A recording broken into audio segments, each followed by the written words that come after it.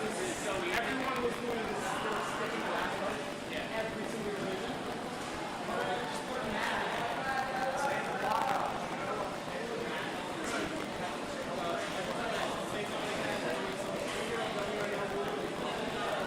Well, you can put a mat there since that's out of bounds.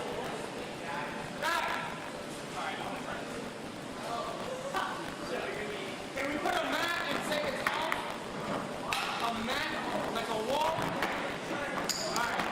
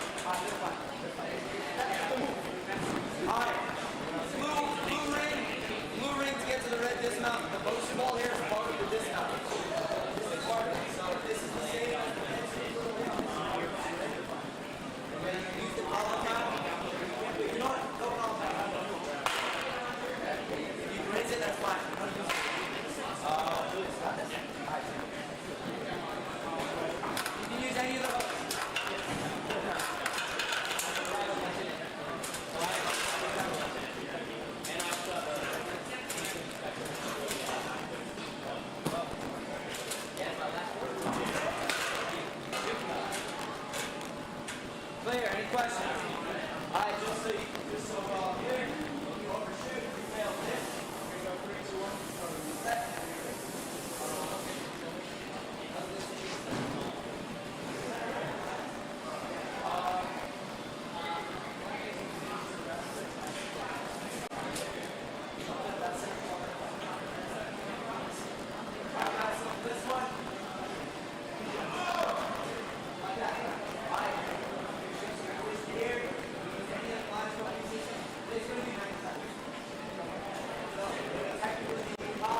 Very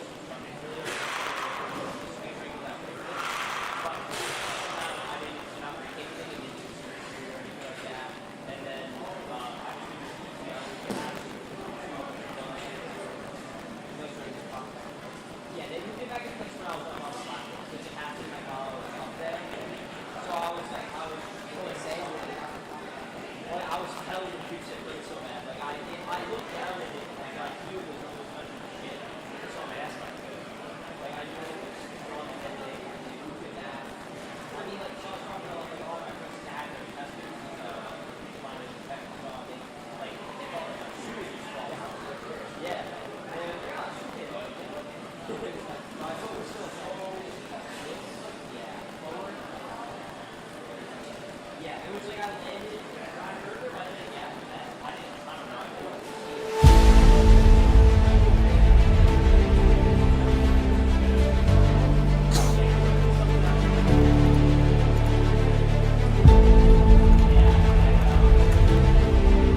critical at this point that he finishes. Yeah, okay, hello.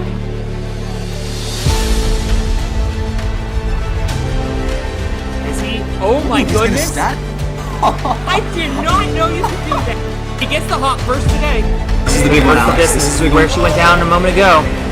And Sean This could be Arms is our second finisher.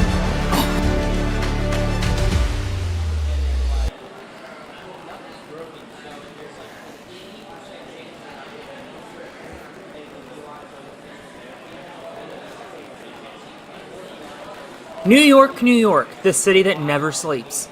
If any city is ingrained in the lore of sports, it's this one.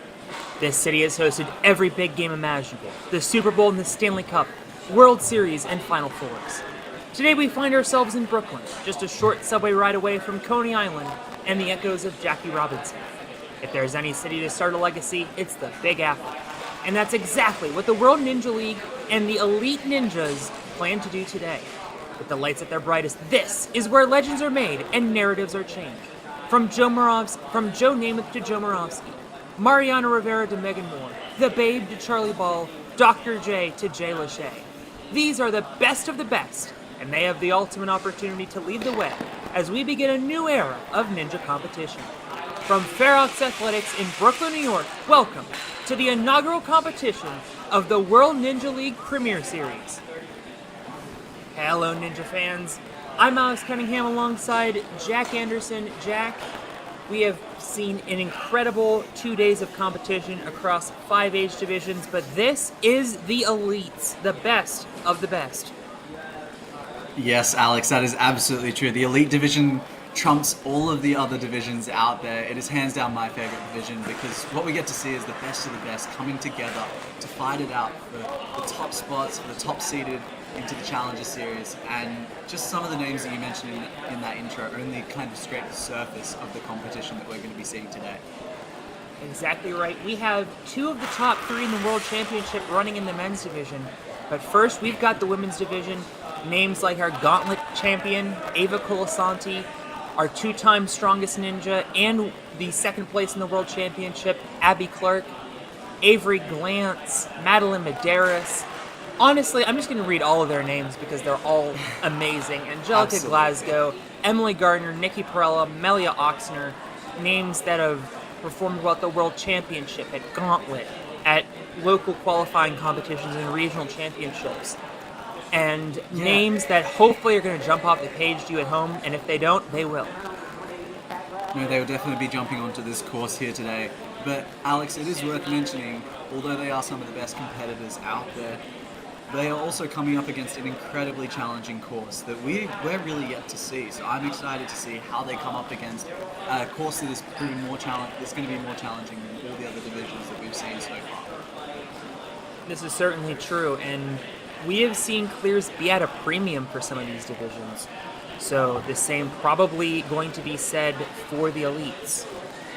Yeah, and the competition only gets more hot and more intense in these elite divisions. They know how to compete under the high stresses, so when they start to see those completions go through, or they see those really fast times and getting towards those final obstacles, you know that a lot of the competitors are going to be turning up the burners. And especially in the initial stages, they're going to be looking to place themselves very well for the Challenger Series so that they can get into that top 4. Speaking of which, it'll be the top 4 in the challenge course that advances. But first, we have the placement course. It's going to be a 45-second full-out sprint. You've seen about a quarter of the athletes defeat the entire course so far, and the main crux point has been the last obstacle, driver's ed. Absolutely. I mean, when you combine not only the difficulty of the obstacles, but with that 45-second time limit, they're under the pressure. They're inclined to make mistakes. However, this is the elite division. You know, they're used to the time limits being incredibly short. I think we're going to see some insane linkages. I think people are really going to thrive under the pressure. and come up with some innovations and new beta methods that we have never seen before. This is certainly true. We saw it start in the preteens with the linking on especially the Lachey lane as the second obstacle. Absolutely, yeah. That's got to be one of my favorite obstacles that And We've seen. it's really ramped Ooh. up as we've gotten to the teens and amateurs, and it looks like we're about to start the elites with Madeline Medeiros. This her first season in elites that just wrapped up. She was the teen world champion a year ago, and outright won an elite competition, not once but twice, beating all of the male competitors. Well, stepping up into the elite division is another level, but she's definitely got the experience in the teen division, and it's going to be interesting to see how she fares as the first competitor up. And already we have the light links. work of this course. Yeah, I love to see the links. You know, the elites just really take it to that next level, having no troubles whatsoever. And we see her prepping up for tire dash, which has spelled disaster for a few previous competitors, Not Madeline, but though. making it look easy. Now, driver's ed is where people can come unstuck, but we're seeing the elites really step up here as Madeline lines up the second Lachey.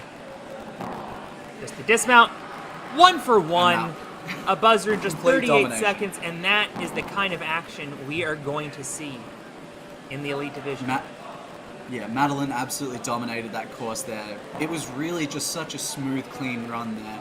There were no faults, no concerns, no hiccups, and she got an incredible time there, and that's going to place her incredibly well and put the pressure on the other competitors. Madeline definitely one to watch out for, and I'm so glad that she is getting the spotlight she deserves here in the Premier Series. Absolutely. And as her first time in the elite division, it goes to show how well she thrives under that pressure. And just with that time alone, it's hopefully going to give her an incredible seeded spot coming into the Challenger Series afterwards. Melia Oxner, just down the road in New Jersey, is going to be our next athlete. Fun fact about Melia, she had another commitment and was unable to compete at the World Championship this year. Still came down to North Carolina and helped us rig. So, wow, I mean, that is commitment on another level. commitment, stamina, endurance. Melia, also one of our gauntlet athletes. Long A time, bit of a stumble there at the start. long time ninja, long time OCR athlete as well. She's competed very well at the Goliathon events. Of course. Now, not seeing quite the linkages that we've been seeing so far, but still making really good time here as she lines up the first trampoline to get onto ring slider. Frogs down and jumps up. Takes the ring down, no troubles, and now onto tire dash with... Oh, she slips! Ooh. Touched the trapeze, though. That is a completion of tire dash, even though she fell backwards. Okay, we'll see how competitive that result remains. She was clean through Lachey Alley, perhaps spent a little bit too much time there, making it through to tire dash with a decent amount of time, but yeah, just coming short. And I think, Alex, we might see a few people fall on tire dash. It is deceptive, surprisingly difficult as well. Certainly true, especially after the time Madeline just threw down. These runners are going to have to full sprint this entire course. And Ava Colasanti is looking to do just that. She is an incredibly strong ninja, a 2-time gauntlet champion, and also 5th in the worldwide power rankings. Well, showing her incredible experience here as she moves through with complete ease on the Lacheys. Actually taking a really good method there with the last grab.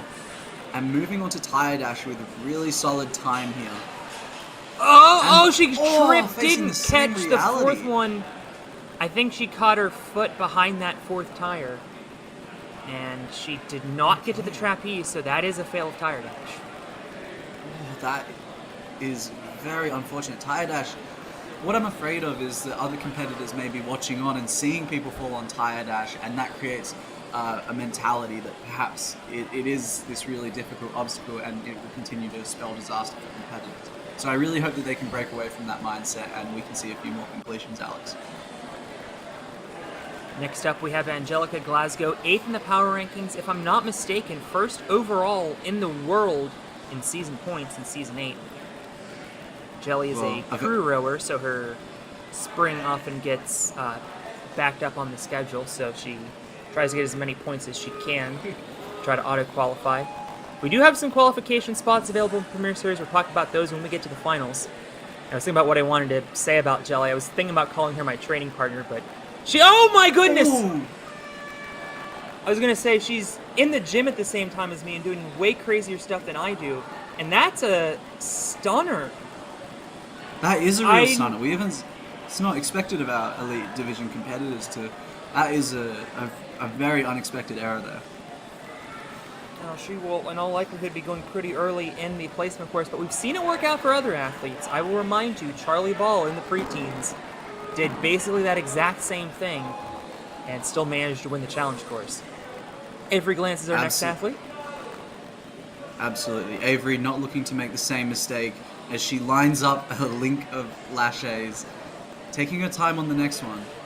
We've seen a fair few methods being explored here, but it looks like we're going for a potential link. Building up a swing onto the tram. Avery made a mistake in stage 1 at the World Championship, but was one of our testers for stage 3, so she's very strong. Now lining up tire dash and just makes it. And is now onto driver's ed with just enough time. Is this going to happen? Makes the second wheel, but now she's getting catty-wonker, and I think that's going to do it. Yeah, the red lights are going. Yeah. But still a strong run out of Avery. Relative to some of the other upsets we've seen today, I think that is still proving to be a very competitive run and will leave her well seated for the Challenger course, which of course is, I guess, where people's heads are really at. That is the course, and this is mostly competing for seeded placements. Certainly is advantageous, even though we have seen some success stories from earlier in the run order.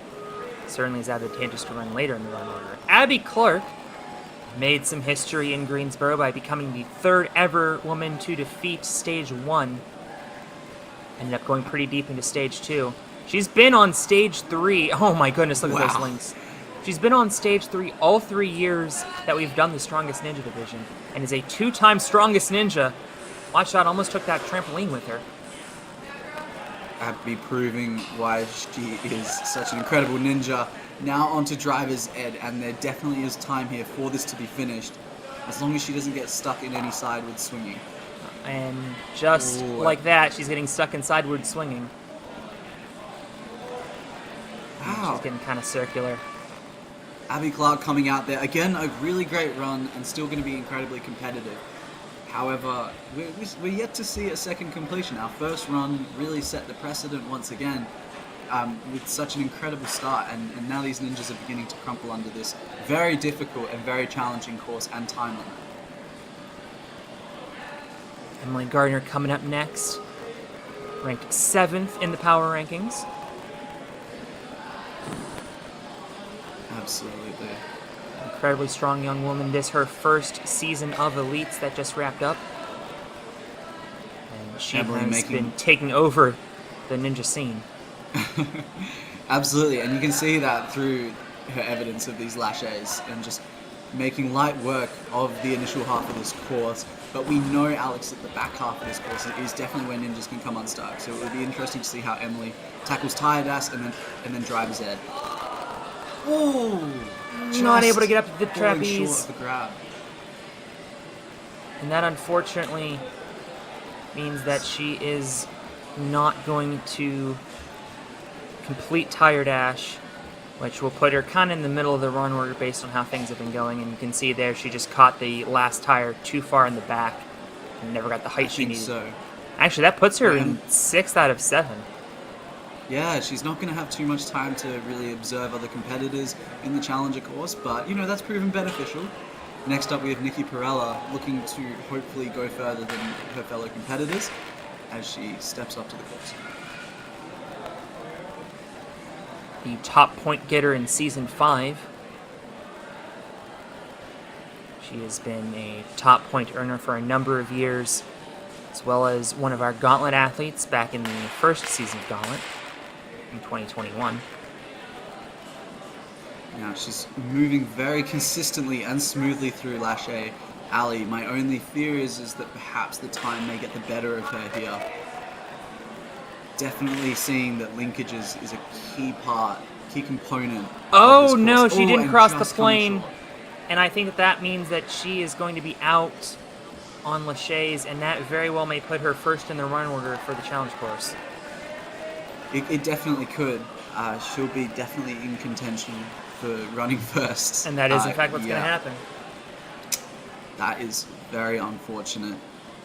It happens to the best of competitors. This is, again, proving that even though we're in the elite division right now, there are some incredibly tough obstacles here that, wow, yeah, we really haven't seen a completion over the last 7 runs. Only our first run was a finisher, Alex. So hopefully as we move into these last few competitors, we're going to see a few more finishes. Actually, it's kind of almost opposite the placement run order that's going to be the challenge run order. Nikki ran last, is going to run first in the challenge. Madeline, same thing as what happened in the teen female division, ran first in the placement course, and now is going to run last in the challenge. That is mind-boggling that actually ended up happening. What a random coincidence. That I don't know how that is. That must be some form of group mentality where after the first competitor came through and absolutely smashed the run as we're seeing here, the other competitors just, I guess, became intimidated, psyched themselves out, and were unable to finish. It'll be interesting, Alex, to see how on the Challenger course, which is arguably more difficult, how these competitors will resettle themselves and get themselves in the right mindset to take on that Challenger course. Well, Madeline, obviously the leader in the clubhouse, but right behind her in the second and third positions, 2 incredibly strong ninjas from the Northeast, Abby Clark and Avery Glantz, 2 young women with incredible resumes.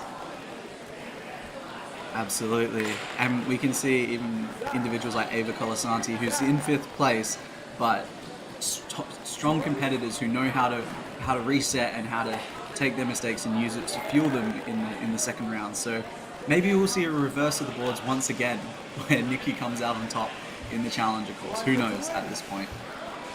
One more look at Ava's run. Ava's going to be running 4th, so she will not know what she has to do to get into the top 4. You can see it was that slip and just fingertips away from clearing the tire dash. And yeah, it was such a strong run up until that point, and it's just the tire dash that got her. I think the beauty of the Challenger course is there's a lot less, there isn't a tire dash, so hopefully that same mistake can't be made. Well, next up, we have the challenge course, and we're going to make sure that our athletes have a moment to look over the course, a moment to shake out and rest before they take it on. So, for those of you who have only watched the Elite Division today, just to give you a breakdown of the all-new challenge course that is coming to Season 9 of the World Ninja League. It is going to be our second round of the Premier Series for all of our competitions. On the challenge course, you will be able to retry twice. However, you cannot use both of your retries on the same obstacle. So, say you go through an obstacle, you fail it, you get a second try. If you don't complete it on that second try, then you're eliminated, even if you still have a retry. But if you clear it on the second attempt, you still get to advance. You don't necessarily get penalized for using a retry, but the time that you attempted that obstacle with is still going to count against you. And the timer, this is the key part, will pause while we're resetting the obstacle. So it doesn't matter how long it's going to take to reset the obstacle. We pause, make sure it's set for everybody. Athlete goes back to the start line and gets counted back in for the 3, 2, 1, go. Absolutely, and it's definitely worth noting for those who haven't seen the previous divisions that sometimes even the strongest runs and the fastest runs come from those who do make a mistake. It isn't as costly as one would expect. Whilst I guess in the Elite Division we're going to see some really fast runs coming out, it doesn't mean that it's the end of the world if they fall once, because often they can rectify that mistake and go through and get that completion in a really solid time. So it'll be really interesting to see how this plays out, Alex. I have no idea what to expect. You know, we haven't seen too much consistency in the run order making a huge decision in who wins the competition. And we haven't seen whether a retry or a flawless run makes a huge difference yet. We've seen such a diverse amount of results so far, so who knows what's going to play out in this Elite Division Challenger course. There's definitely a small sample size so far, but I think over the course, of our 8 weeks together, we're going to find more patterns where it's either, athletes that, are at the end of the run order of the challenge course end up winning, or if we see more and more upsets like Charlie Ball winning anything isn't an upset, but in terms of he was very early in the challenge course run order and went on to win, we'll see if that becomes more consistent. Absolutely. And I think the one thing I'm really interested in with the elite division is they're going to be facing the toughest challenger course that we've seen thus far. Every course has its own alterations, every division has its own unique styles, and I think, having not seen the course personally, I'm really excited to see how they tackle this course and how they go about navigating one that's going to be extremely difficult and push them to their limits. We've seen a lot of competitors really be pushed throughout to get those finishes and to get those run completions in this challenger course, and I'm hoping that we'll see the same here today. Well, there was only one clear in the team female division, that being Kara McCarthy. An absolutely impeccable run. And some good news for our women who didn't complete this placement course. Neither did Kara. We actually had 2 clears of the placement course in the team female division. Kara was not one of them, ended up being the only clear of the challenge course and ended up winning the whole thing. Yeah, and it's important to know that Kara didn't just complete the course, she dominated that course. She really was setting the fastest time that we'd seen in a while, and really completed that course with a great deal of ease, and took a retry as well on Area 53, an infamous obstacle that many ninjas have needed a retry for. But I honestly, looking at the competitor lineup here today with these 8 incredible elite athletes, I genuinely can't pick it. I think it's really going to come down to which ninja wants it the most, which ninja can settle themselves and be focused during this very difficult and time-intense challenger course. Realistically, it seems like almost any combination of these 8 women could be the 4 that move on to the Premier Series finals. Absolutely. And I think that's what makes it exciting as well, is knowing that it's the top 4. One of the things I love about commentating these divisions is that we get to kind of figure out where they will sit and who will be kicked out of the top 4 and who will stay in and what's required. So come along for the ride as we kind of see which 4 competitors manage to get into this very prestigious finals. Yeah, there's drama up and down the board, essentially, because it's not just who's the winner. We also have to figure out who those qualifying spots are. So there's a lot to keep track of, even if you don't end up winning. Yeah, no, absolutely. It's not like F1 where it's like, oh, and they're off and Max Verstappen wins. Oh yeah, Max Verstappen just dominating. He won again today, by the way. Oh no, did he? Yeah. He just doesn't stop. No. That's not the case in Ninja. Much more volatile of a sport. Not at all. And that's what keeps it interesting. Yes. It's never the same winner on any given day. And we're just seeing the winning run here once again. Just seeing what the other ninjas have to go up against.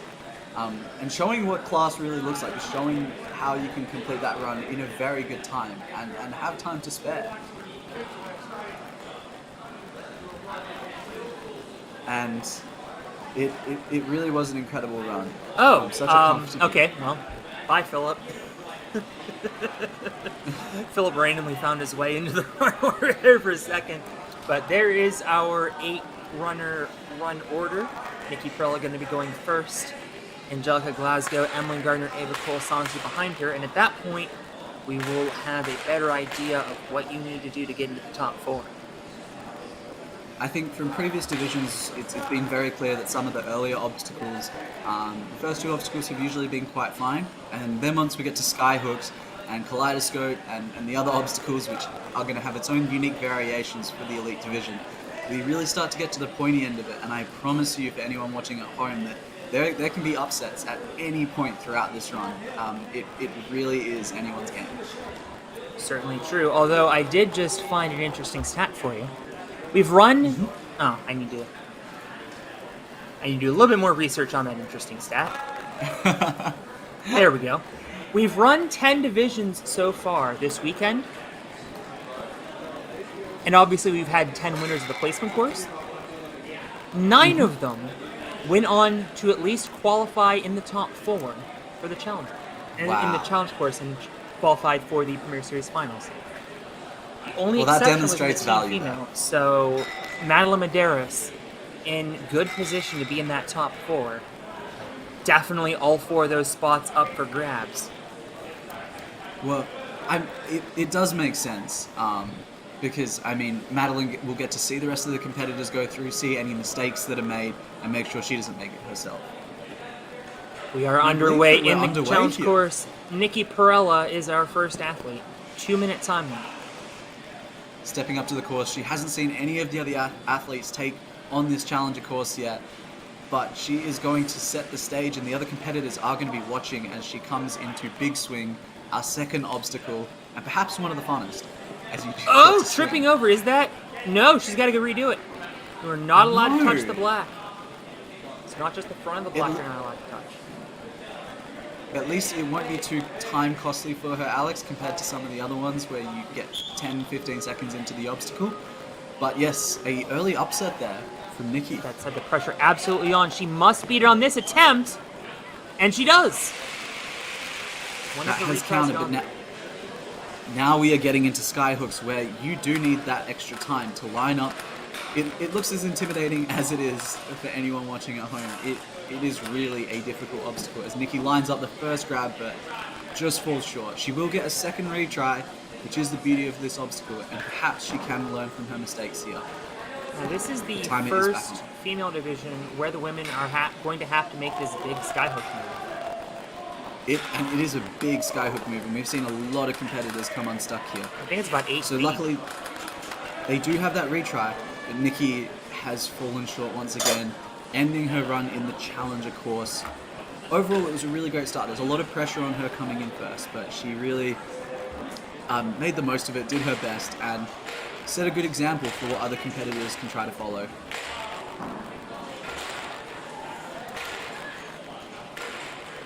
Well, we will hopefully be seeing some of our women clearing the skyhooks, but that definitely does give us a little bit of pause as to how many are going to beat it. That brings up Angelica Absolutely. Glasgow. No, it is proving its difficulty, but Angelica Glasgow, of course, is a very experienced and incredible competitor, so we're going to see how she fares on this course today. Not only prolific but consistent, the #1 point getter and also number 8 in the power ranks. She also That is finished incredible. second in one of the skills. I can't remember which one. Well, she's got the resume for this course. Oh my. She's good, go! I believe that counts. Yeah! Getting was- a little bit unstuck there. It was the grip skill, so certainly helps for some of Hopefully these that- obstacles like Kaleidoscope coming up next, but first has to make this jump. And she Skyhooks, does! Of course. Oh. And you can just see how far she is leaping there. Now got to reset herself as she deals with the sideways motion and lines up for this hook transition. Got it. And now, Alex, we've seen a few different strategies here. She could go for the dismount. She could go for the next hook. It's really up to her. The way she's swinging, it looks like she's going for the second hook, which she got, Oh. and then just didn't hang on. But so she's proven that she can do this obstacle. Unfortunately for her, she's just burned up a lot of energy and has to do it again. And burned up a lot of time there. That is really Also true. unfortunate. We were doing some Skyhooks is pretty wonky tech this week at Iron City, so. And you can see, just- got all the way to the end, and unfortunately, taking one more look. So I think she must have thought that that wasn't or that she didn't make the finish platform or something. Yeah, I think so. Skyhooks is definitely going to be proving to be a difficult one on this challenge course. I mean, just seeing it take out many of our competitors thus far, I think a lot of other competitors will be a bit worried. It certainly should be, but hopefully we will see some defeat it, as Emily Gardner looks to be the first one to do the task. 7th in the power rankings this past season. Absolutely. Emily coming out of the Grit Ninja. She was the #1 point getter in New England. An incredible Up and over. swing there on Big Swing. Okay, now onto Skyhooks, Alex. I really want to see Emily make it through this and onto the back end of this course because there are so many incredible obstacles that we are yet to see. I know Emily wants to keep going and wants to go for that completion. But Skyhooks is in the way. Very powerful swing, makes the grab. Now getting a little bit circular with her swing, needs to focus as she gets this turnaround move, which she does. Now for the sideways Now hook, again- unless she goes right for the dismount. We've seen competitors do both. Both methods have proved valid, but it looks like she's going to go for the sideways hook. She lines it up. And just misses it. You know what? I think they might have put something, because she nudged something when she landed. They might have put a barrier up that you now have to go for that hook. I think so. It would make sense for the elite division. You know, make it that extra level of difficulty. Just make it that much harder for them. But Emily coming into her second attempt. This is the beauty of the second try. She does not get a second go on this obstacle. However, so if she falls now, this will be the end of her run. As she lines it up with great pace. Last sky. This is where she fell a moment ago. Unless she's just going for the dismount. No, she's going for the hook again. Couldn't find it. Yeah, Alex, I have a feeling that the dismount might be prohibited for their run. I can imagine. Oh, well, there it is. There's your answer. Yeah. Okay, that makes sense. And just looking back at that run, it was an incredible performance on the first half of Skyhooks, and it's just proving like that final hook, whether it's a lack of energy, it just doesn't seem to be landing for these competitors. But Alex, thankfully, we have an incredible competitor coming up who is hopefully going to progress further. Eva Colasanti, our two-time gauntlet champion, defeated the entire course in the second gauntlet that was held last year. Looking to keep that win streak going in Premier Series. Although she did find herself in 5th in the placement course. No woman has beaten the Skyhooks yet. No, they haven't. But I think Ava definitely has the resume for it. She's got the experience, and if she can complete the gauntlet course, I'm pretty sure she should be able to complete this if everything goes in her favor. Certainly true.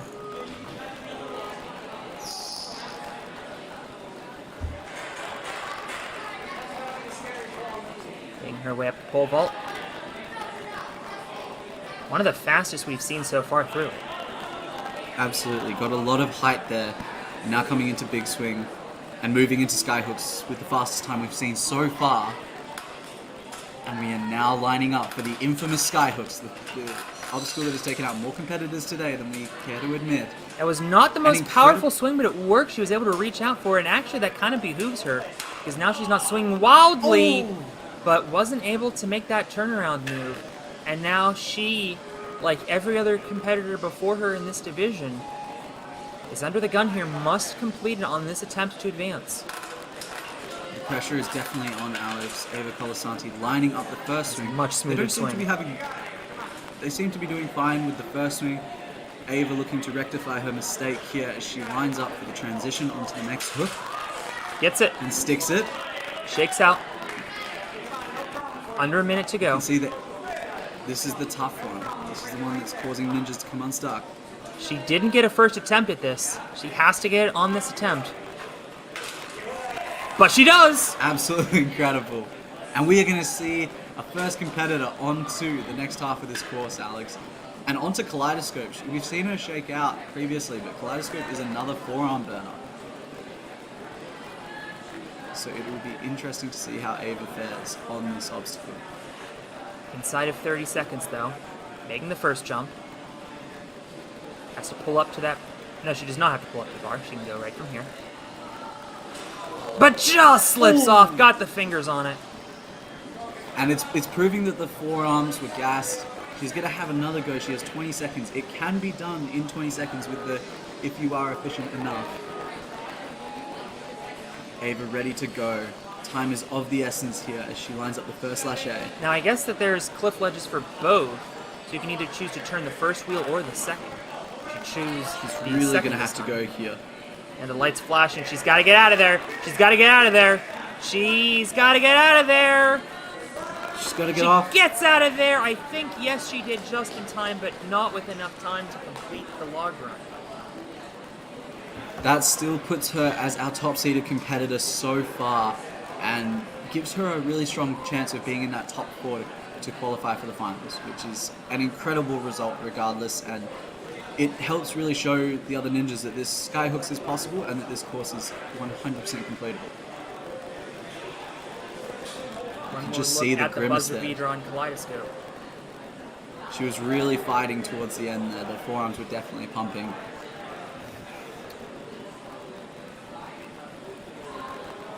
Amelia Oxner will be our next athlete, and if she can complete log dash within the time limit, she will move into first place. Actually, realistically, as long as she beats Kaleidoscope with more than a quarter of a second to spare, she would move into first place, and that would clinch her a spot in the finals. Of course, all these Elite Division competitors are definitely looking for that first place finish. They didn't come here to just compete and secure a top 4 spot. They came here to win. They came here to get a course completion. Amelia is going to be going for that right now.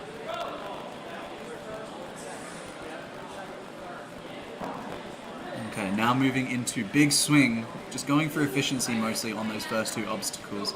I don't think we'll be seeing too many upsets there, but Skyhooks is definitely the next one. She's gearing up for it. Big kick here. Can she get this jump? She does! Now let's get the turnaround move. Unless she's thinking something else. Now she's going for the turnaround move, gets it. Could she be the first woman today to beat Skyhooks on her first attempt? Does it put her in great position to get into first place? Well, this is looking promising, Alex. Oh, she's got it! She sticks the landing. Melia Oxner! Out of This nowhere! is an incredible run so far. She does And now need to gives beat her- this to secure her position in the Premier Series finals, but a great start out of Melia. Going straight up, getting the better grip for this obstacle. She will now need to make 2 laches, Here's the first. and then this is the second one and the more deadly one we found. Just grabbing And she it. sticks it. As long as she gets out of here, she is moving on to the Premier Series finals. Alex, we are witnessing an incredible run here from our elite athlete. She now has secured the top spot thus far. But more to be done. Of She's course. being finicky with Log Runner. It does look like it's a little bit spinnier than some of the other divisions today. And now we finally get to see Boats, which has taken out so many competitors. It is such a difficult static, and you can see how far they are required to reach. And it looks like this is where the run will come unstuck. But an incredible run regardless, Alex. Indeed it was. Melia Oxner got in the track stands right away and then went right to work. She is finding herself in first place by a full obstacle and a chunk of time. And she has secured her position right back here at Ferox on November 19th, where only And as we 32 move- elite women will compete for the title of Premier Series champion. Absolutely. And it was an incredible run, and I think she has now set the precedent and shown other competitors what the new standard is, what needs to be done in order to really kind of secure that top spot. But it could be a very competitive spot and a very competitive run. So we'll see how it fares against the other competitors as we move into our top-seeded competitors. I've just been told through my earpiece, apparently it's Melia, so I've been pronouncing her name wrong for Melia. years. No time like the present. Congratulations to Melia on making it to the Premier Series finals. Nikki Perella, unfortunately, has been bumped out, and that puts Angelica Glasgow on the bubble with Avery Glantz next to run. Avery is definitely going to be looking to take that top spot, looking to take out Melia in this run, and really is going to have to focus on perfection here. We now have this standard where it's focused on moving through skyhooks without any errors. So the pressure is really going to be on Avery to perform here.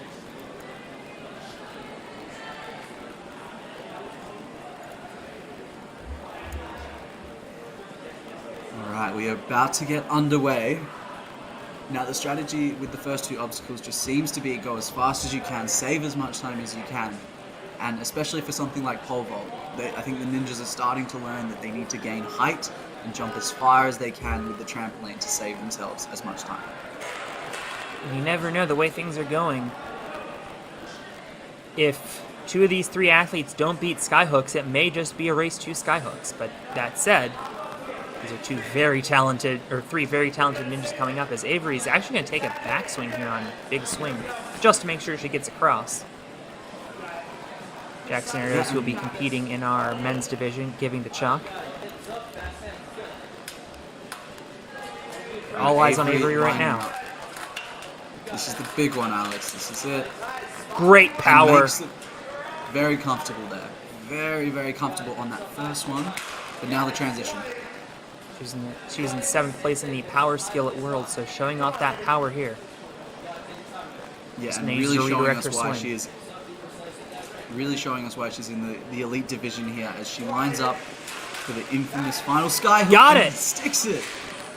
You can actually see from that angle, not only do they have that side hook, they also have to go kind of off to the side. They've really moved those hooks back so that you can't go from that third skyhook anymore. Yeah, and Avery is looking incredibly strong through Kaleidoscope. We've seen previous competitors kind of grit their way through it, but Avery is looking very comfortable here as she moves on with an incredible time as long as she can get this dismount. Which she has done, and that brings her to log run. Watch out! Ooh. Oh, she falls there. Thankfully, she gets another go here, and that's not too much time lost. If I'm not mistaken, that's the same spot she fell at in the World Championship. Thankfully, she beats it on her second attempt. And here's the boats, Alex. This one is going to be brutal. That wingspan and the static required. You can see her going right on the edge of that grip. And just really proving to be something incredibly difficult for these athletes. Yeah, I think these women are really going to have to just chuck from that second boat. I think Avery knows this time that she's going to have to do a mid-air lâché. She really can't rely on her wingspan. However, that does, I believe, put her into the Premier Series finals. Absolutely. That was an incredible run there. And a well-deserving run to secure her into that top 4. It will be interesting to see as our last two competitors gear up and look to gain a course completion on this. And I'm pretty certain that for the boats they're going to have to. I don't know if they'll be able to static it with the wingspan that is required for that big gap. It's bigger than it looks on the screen, that's for sure. It certainly is, and that was Avery that just ran. So Avery moving into first place, actually, guaranteeing not only a spot in the Premier Series finals, but a spot on the podium. Yeah, an undeniably incredible run there. And I think as we move into our last two competitors, the pressure is really going to be on. We're really starting to see these later competitors excel. And again, just the power of being able to see other people run is really coming into play here and really starting to benefit these athletes. Emily Gardner now on the bubble with 2 runners to go. Abby and Malia securing their spots. Ava and Emily are in the danger position. Absolutely. Abby Clark and Madeline Medeiros to run. 2 women who have won elite competitions outright. 2 women who are incredibly strong, have won a number of competitions in their ninja careers, who have also been crowned strongest ninjas, I believe. I know. Well, they both definitely have the track record for this, Alex, and I would be nervous as someone almost outside the top 4, because these competitors are coming. Abby Clark was the strongest ninja in seasons 5 and 6. Madeline Medeiros was the teen strongest ninja in season 7. And absolutely a reason to be nervous with Abby Clark behind you. Yeah, and Abby Clark is powering through this first half, but now coming onto the skyhooks, the obstacle that is taking out all the ninjas at the moment. That was so smooth, Alex. That was perhaps one of the smoothest throws we've seen today. Broke a years-long curse by getting her first ever Stage 1 buzzer this year. One of only 5 women, well, I guess 4 women, because Isabella's done it twice. Well, Abby is, I believe, setting the fastest time so far by quite a significant amount. I believe that as well. Impressive to watch. Representing Team Monstro, Abby Clark, one half of the head coaches at Next Level Ninjas in New Jersey. Abby lining up the second grab, but looking completely comfortable on this course, to be fair. She's I've not seeming to... I've described Abby Clark on cliffhangers and really most upper body obstacles as a cheat code. She won our pro tournament a few years ago that involved some insane grip gauntlets. Let's see if she's the first to see beat how- boats. Oh, look at this. She's got Go. the grab. Can she hang on and get the dismount? She can. First Yes, she woman can. in the elite female onto Area 53 and has the time to beat it. Alex, yeah, there definitely is the time here. We could be seeing a finisher here, although Area 53 is perhaps the toughest obstacle that the ninjas will have to face on this course, saving the best for last. Just missing the Ooh. grab there. Needed a bit more swing. 17 Now, with a bit seconds of time though. on- Not out of It is- reason. It is possible. We've seen ninjas pull off miracles. Either way, Abby is hopefully going to get to have some fun on this obstacle and round out an incredible run regardless. Now getting that split-legged pump technique we've seen so many do in other divisions. And the jump up to the ring has that. Now to the vertical. Oh my goodness, she jumped up my. into a vertical limit position. Alex, She that's not ran out fair. of time, but that was one of the most insane things I've ever seen. How is that possible? I That don't is- know. Lashing onto essentially a cheese wheel or a vertical limit that is not okay. That is a demonstration of Abby Clark's strength, everyone. I promise you that is absolute insanity, what she just did, for anyone who can't appreciate that. That is insane. I don't think any other competitor is ever going to try and replicate that. I mean, I hope not, because I think the laws of gravity just broke. That is not okay. That is Abby can just be proud of that, and she secures the top spot, of course, proving once again why she is an incredible competitor. But now we have our final competitor and our only finisher of the first course. Alex, I'll leave you to the intros. It's Madeline Medeiros, the 2022 world champion in the team division, number 10 in the power rankings, which does not tell the entire story of her season. The number one point getter in the South Central. Yeah, and absolutely had the most consistent run in the first stage that we have seen so far. Such a smooth run. Was the first seeded competitor and still came out with the only completion. So I think Madeline's going to be eyeing up another completion here on the challenge course and following in Abby Clark's footsteps, hopefully just getting those final few moves and getting that finish. Right now, she will need to, let me just double check. So Ava Colasanti sitting on the bubble. Beating log run will get her to the Premier Series finals. Okay, Ava watching on nervously in the background, just, I guess, hoping for her spot to be secured. You never hope another ninja falls. True. Very true. I know placement matters, but I don't think I've ever, even against my own best interest, rooted for a ninja to fall. Absolutely, yeah, and that is the beauty of the ninja community. Everyone comes together, and at the end of the day, it's the spirit of the sport. As Madeline moves through the first half of this course quite well, now moving on to skyhooks, which is, of course, a difficult point, but as our last seeded ninja... Well, I mean, showing... are you sure it was difficult? Madeline just made that look really easy. Yeah, and Madeline is proving to us why she is the last runner of this heat. Makes the hook, and she is on the kaleidoscope with plenty of time. Needs to beat this obstacle to advance to the Premier Series finals. Definitely one of our fastest times, taking a bit of extra time. Oh, look at that! She jumped out to the up. second one. Completely legal. Wow. Saving time there, showing the innovation there is incredible. Making the And grab now I bet- even with the square spinning, and with 48 seconds in the bag, Madeline Medeiros has moved on to the Premier Series finals and wants more. Wow. What an incredible run. The other ninjas are probably watching on being like, why didn't I do that on Kaleidoscope? But Missing. Hey, what? How did she Showing hang strength. on for that long? just showing incredible strength in our elite division. It's just, there's nothing else like it. These elite ninjas are just on another level. And this obstacle will reset. She's got 38 seconds. This is definitely doable, Alex. We've seen ninjas fall on boats before and go on to complete. So hopefully we can see this happen here.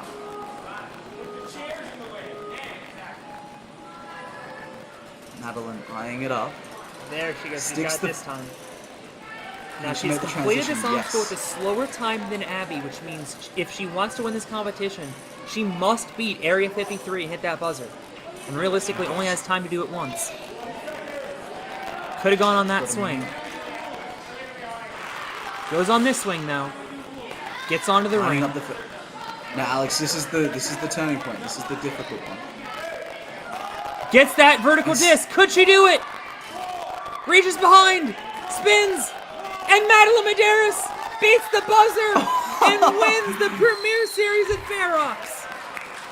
What an incredible run! Just demonstrating consistency through both stages and proving to us why she's worthy of being the champion here today.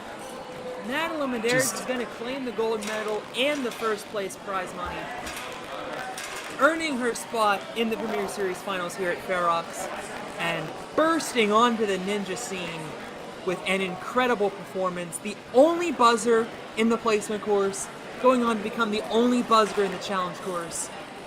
First of all, how she hung on for this long, I have no idea. But gets it on the second attempt. Only needed one attempt, though, on Area 53. An obstacle that only one other competitor even got to. Just all round an incredible run, and just proof in the pudding. She was the only ninja to complete both courses, and that is a real testament and a well-deserved win. Incredible stuff out of Madeline Medeiros. She joins Abby Clark, Avery Glantz, and Melia Oxner sneaking in. Melia Oxner. I'm still learning here. Sneaking in over Ava Colasanti and Emily Gardner to claim that last spot. It'll be those four moving on to the Premier Series finals. Those will be back here at Ferox in Brooklyn on November 19th. Mark your calendars. But more importantly, stay where you are, because in about 15 minutes, we're going to see the elite men take on this course. And I don't know if you've ever heard of, Joe Moravsky, Jay Lewis, Jack Zarados, Josiah Capel, Yeah, no, I don't think I have. Lucas Alex. Reale, Vinny Castronova, Luke Dillon, Colton Supa. I mean, can I... Do I need to stop there, or do I need to keep going? I mean, just I think, superstar you can see in the after background. superstar in this division. and I mean, there are incredible athletes, and you can see in the background the course setters making some adjustments, probably making it a little bit harder for our elite male competitors. And I think we are going to see an incredible competition. I think they took that clear from Madeline personally. Well, in any event, we will see you right back here in about 10 to 15 minutes' time for the elite male division. Don't go anywhere. The World Ninja League Premier Series continues in just a moment.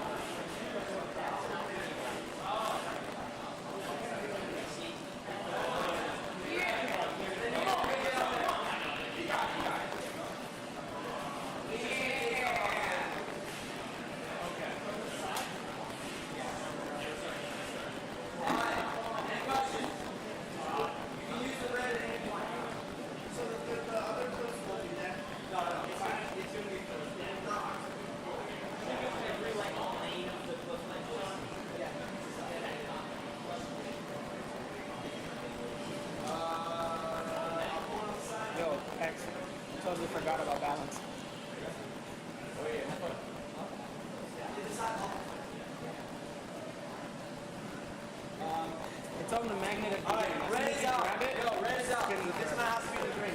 Okay? Don't touch red. Green, you got balance. You guys have love, no middle. All right, these things don't move that crazy. Don't worry about that. I'm gonna need some space right here. Go, Red, you can get it.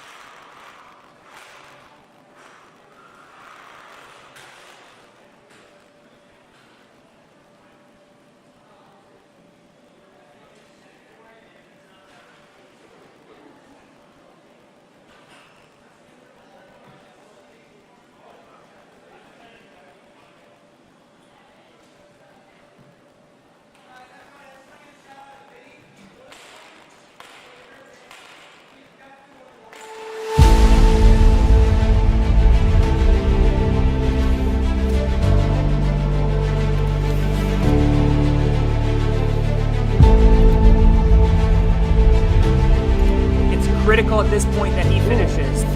Yeah, okay, hello.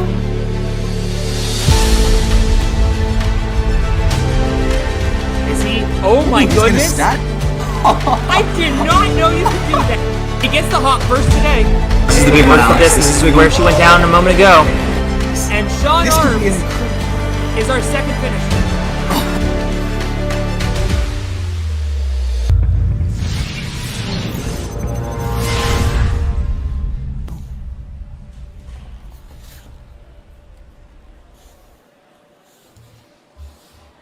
Welcome back to Ferox Athletics in Brooklyn, New York.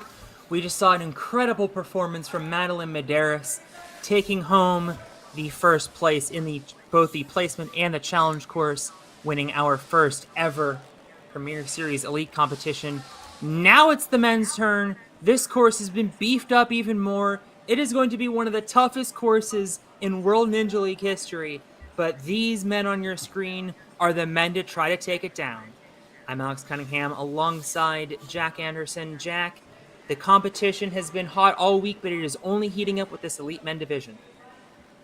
That's absolutely right, Alex. I feel as though a lot of the competitions, a lot of the divisions that we've seen so far, trail in comparison to what we're going to see here today. The course has been undergoing significant changes during the break, and I think what we're going to see is one of the toughest courses we've ever seen, but also some of the best competitors we've ever seen really coming out and shining on this course. You can just see from the list there, Alex, the standard and the caliber of the competitors is second to none. That's absolutely true. No time to rest. We're going right into Joe Meisner, who is about to take on the placement course. Joe, our two-time gauntlet champion. Unfortunately, that didn't work out so well for Ava. She ended up coming in 5th. And I do just want to point out something that really incredible that I found out during the break. So we were talking about how much this placement course matters. The order for the placement course in the Elite Female Division was the exact same 1 through 8 as the challenge course. Oh my, that is absolutely insane. And I think that just, it proves the value of securing a really good spot in this placement course. And you can see now that Joseph Meisner is taking full advantage and trying to set the best time he can. Their lache alley is a bit longer than previous divisions, of course. And they've got to go straight for the ring, too. Joe Meisner not messing around, wasting no time.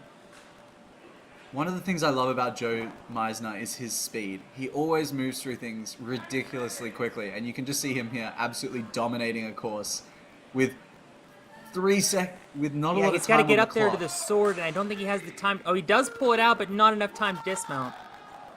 Yeah, I think he just got a little hung up. But you can see such an incredible effort, and the caliber of the course for the placement course has just gone up another level compared to the other divisions that other people would have seen. But we have such a stacked lineup, and it was a great run to start with. You know, we've seen a lot of upsets in other divisions, so who knows what's going to happen here. Certainly true. And Joe's training partner at Movement Lab New Jersey, Josiah Papel, will be coming up. Josiah 5th in the power rankings, a young man that came up through parkour, actually, at Movement Lab. Then decided to start doing ninja and has only become one of the best in the world since then. Most definitely.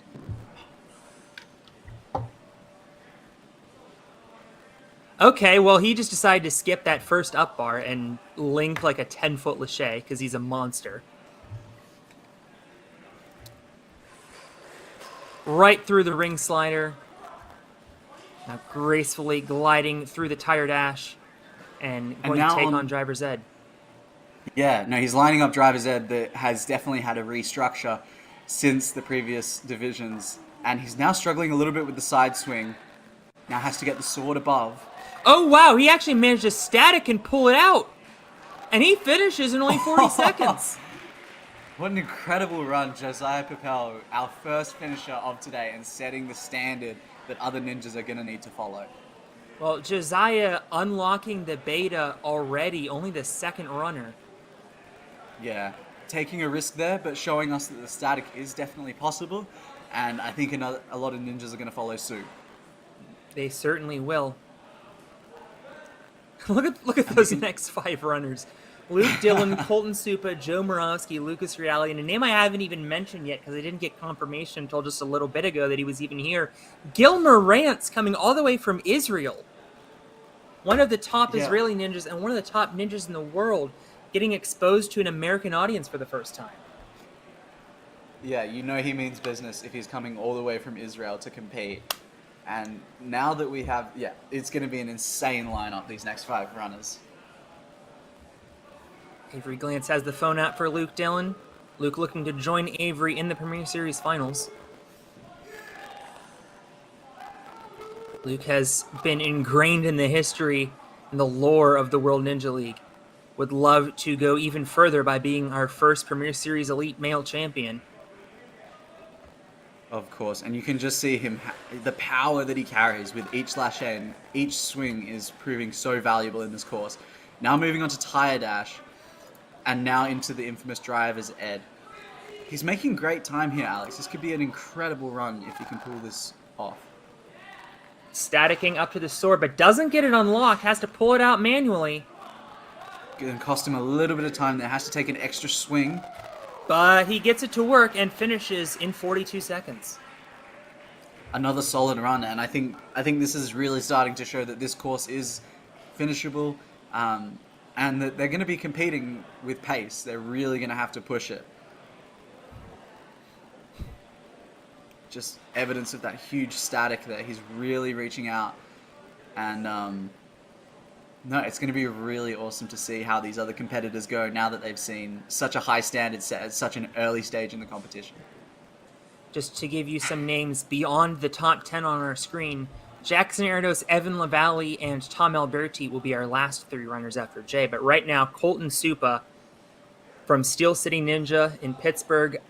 I train out of Iron City Ninja in Pittsburgh, and I think Colton has won basically every single one of our competitions since he started competing there.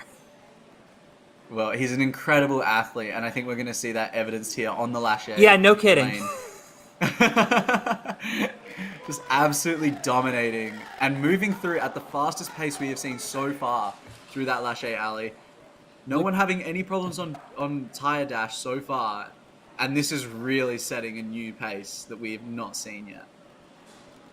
Going for that static. Colton Supa made stage 3 a year ago. He is incredibly fast. And you can see there, finishing in only 35 seconds. Yeah, that is really unlocking a new time, a new level of timing. That is insane. What an incredible run by Colton there. Just incredible power all through those lâchés. There's just so much evidence of experience and strength. And that's one thing that I love about the Elite Division is all these competitors are so incredible, and it's really hard to pick. Well, if you are going to pick, this is one that you might want to pick, Joe Moravsky. Of course, the incredible Joe Moravsky, with a reputation larger than life. His accomplishments supersede everyone here today. He has been to all 8 World Championships, and I take that back. I think Gil Morantz might be going first. Okay. I do have Joe coming up next in the run order. So we will double check. That is, in fact, Joe Moravsky. Joe has been in all 8 World Championships. He's the only elite male to compete in all 8 World Championships. And he's finished in the top 25 in every single one. Well, he's consistent, that is for sure, and just an incredible, incredible athlete that I'm sure we're going to see dominate this course as soon as this timer kicks off. Joe, also our 2020 World Champion. He's been to Stage 3 on a number of occasions at the World Championship, beaten Stage 1 7 times. An incredibly consistent athlete, showing his power and showing promise as he moves into the back end of this placement run, going for a top spot, going for that seeded place that will allow him to be good in the challenge course. Joe linking the wheels, linking straight up to the sword. Nobody's done that yet. That's the most efficient we've seen moved through driver's ed, and he's going to secure an incredible time there.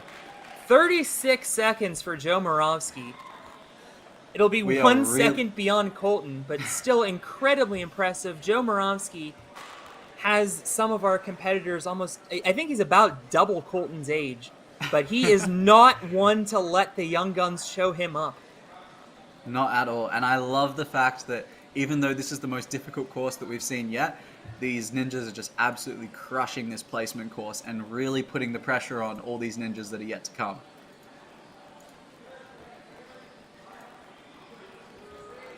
And next up, another veteran, Lucas Reale, 7th in the power rankings this past season.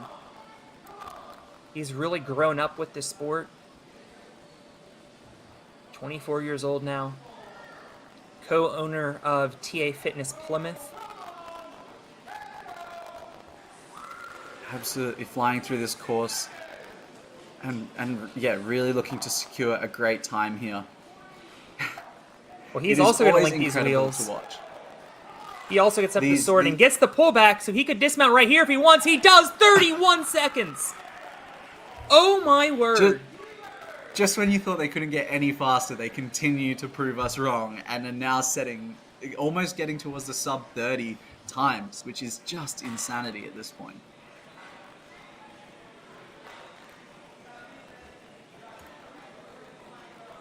Lucas Reale is really demonstrating his incredible talent, his incredible strength, and just all the experience, all culminating together in a beautiful run there that is going to leave him well placed for the future. Really mixing strategies on that last obstacle with Joe and Josiah's strategies. But right now, a gentleman that we know a lot of you in the chat. I saw some Hebrew in the chat, so I know you guys are excited for Gil Morantz coming out of Israel. Flying all the way here for this competition, you know he means business, and you can see why he is one of the best. We're going to be at his gym, Ninja Academy in Israel, in just a couple of weeks' time. So he still wanted the opportunity to compete and qualify for the finals, which is why he's here today. Oh my, what? Just demolishing those tires. Quite literally. And he is moving through But a great pace. unfortunately, he's gotten crooked, reaching up, pulling out the sword. Gonna go for the dismount here, 37 seconds. This placement course we've been seeing about a quarter of a clear rate, not for the elite men, who are quite literally destroying this course. They really are, and it's a testament to just how good they are.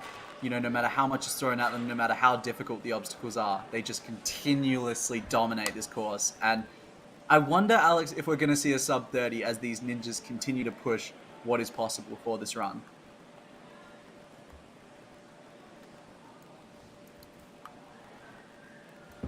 Next up, Joe Capo. Joe Capo and Abby Clark have long been the power couple of Ninja, co-owners of Next Level. Abby Clark came in second and qualified for Premier Series Finals. Joe looking to do one better, but ultimately looking to qualify for finals as well. Just moving so smoothly through the first half of this course. It's almost poetic how well they do this. Now moving on to Tire Dash. And having no troubles, which is really interesting, Alex, because we've seen other divisions struggle with Tire Dash, but not the elites. Wow. Oh, Joe he Capo didn't think is to pull it moving out, and through. now he's getting stuck. Oh, this could spell disaster here for him. Finally gets it out. But needs to take some extra swings. 38 seconds.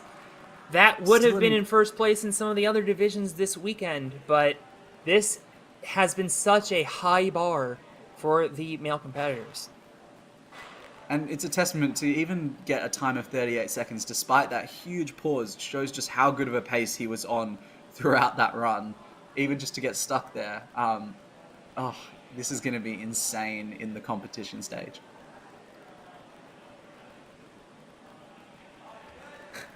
No time to breathe. We're right over to Daniel Jones. Of course, one of the younger competitors here in the elite division stepping up to verse all the experienced veterans as he moves through like an absolute veteran on this course. Oh Okay, my, that what was are we interesting. witnessing? Did the 180 on the shelf. Having a bit of fun. Not sure there's time to have fun. There's only a 45-second time limit. Daniel was in first place in Northeast points this past season. Okay, had a bit of a slip up there, but still on great pace so far as he moves into driver's ed. It's just incredible how fast they move through such a difficult obstacle. Okay, can he recenter himself here? Time flashing red. This could be Getting problematic that and spell circular disaster swing. for I Daniel. don't think he's going to have time, and he just drops. And that just goes to show that in that 45-second limit, you don't have too much time to make any small changes. I love what he was trying to do there with that little pivot, but unfortunately, it cost him in the long run. And then just sideways motion finished him off. But an incredible run regardless, and, you know, he shows great promise for the challenge stage. And even then, like, it was a great run by Daniel, not to take anything away from what he just did. And he finds himself in 9th place out of 9. That is how stacked this division is. There's no early errors. Most people are completing this course, and everyone is under the pump. Pax Karslaw up next. One of our longtime teen division athletes, finally making it through to elites this season, and he has shown that he belongs. Also out of Steel City along with Colton. Really using the links to his advantage and now coming into Tire Dash. All of them stumbling their way through, but seem Okay, to there have we go. no Now problems with it. getting a straight on approach. Lashane to the third, and he got sideways. And he is down on driver's ed. It's going to be an early run in the challenge course for Pax. Yep, definitely. And as we have seen, it's very important to be well placed coming into the challenge course, because that is a much tougher course, and it gives the ninjas a lot more of an idea of what they need to do if they're later seeded. The good news for Pax is he's going to get to see Joe run, but only by .06. James Burns is going to be up next. He looks focused, ready to go. And you can just see these lashes, it's really their bread and butter. It's what all these ninjas train, they're all comfortable on it, and they have no troubles whatsoever, despite this intense time limit. I do just love coming the through swing the- right into ring slider, though. Oh, absolutely. It's such a satisfying thing to watch. Okay, now we need Quick to pop watch onto the sideward first wheel, and swing. then linking to the third, and his grip just slipped. He looked like he had that. That was very surprising. I'm not sure if James Burns wanted to come out at that point, and I think everyone was pretty surprised. One more look at his run up to that point, and here is the moment where he got his fingertips on it and just peeled off. And it happens to the best. So Yes. I guess we've seen a wave of finishes, Alex, but now we're beginning to see a wave of non-finishes. So Certainly hopefully we can turn that around with the later competitors. Certainly surprising, yeah. Well, we've seen the Ninja Mania kids show up in full force this weekend. Cody Benaway looking to do it for the elites.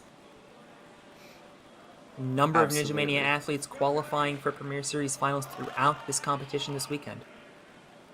One of the smoothest runs we've seen so far through the Lachey Alley.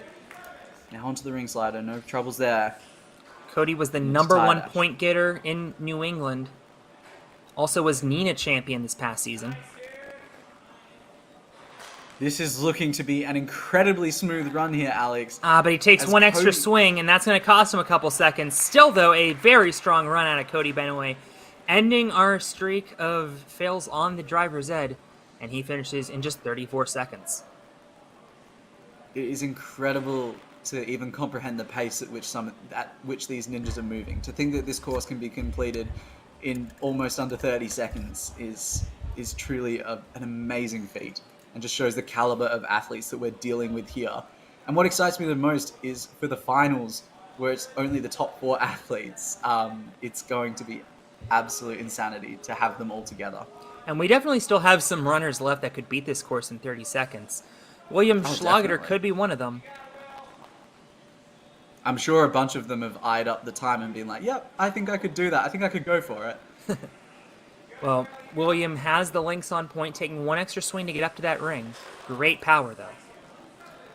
Absolutely. And hitting tire dash with great pace. Oh, no. Oh, wow.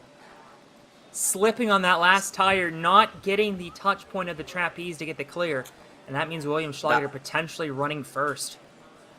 I think that would potentially leave him, unless someone else is going to make a mistake. It will definitely put him there. I don't believe he's on the board anymore. I believe that's on the next page. Yep. So yeah, that is not looking promising for him, but who knows, maybe he could come out the gates in the Challenger comp and really dominate. Jay Lewis has decided to make a fashion statement, because of course he did. Jay was ranked 8th in the power rankings, suffered an unfortunate injury in May, a very gruesome ankle injury, and then decided, you know what, I think I'll participate in the World Championship anyway. Came in second, one of 3 to clear stage 2. This I'm is a little just bit worried about his incredible. ankle on He's- this obstacle, though. Not anymore, I'm not. Alex, when we're talking about a sub 30, this could be it. This is the fastest pace we have seen by a Actually mile. has to pull out the sword, but he could go right here. He does 28 seconds. Oh my! proving once again why he is a force to be reckoned with. Jay Lewis taking it out in a sub-30 time, dominating the rest of the competition here. That is the second fastest placement time we've seen this entire weekend out of any division. That is insane. He dominated. I wonder if he even skipped one of the rungs in the Lachey alley. He really flew through that.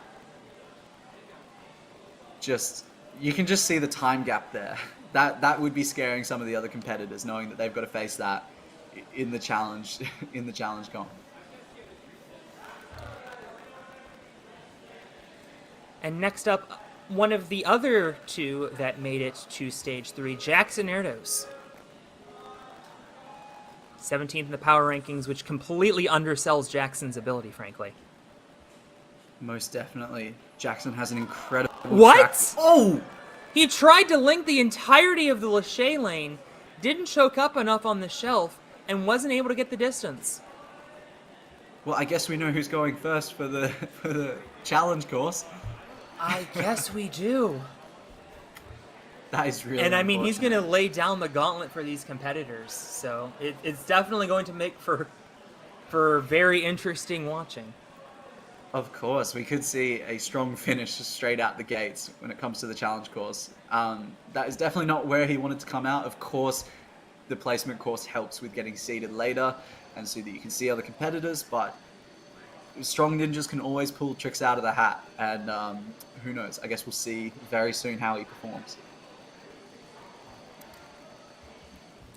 No eliminations on this stage, but in general, it's good to run later on the challenge course.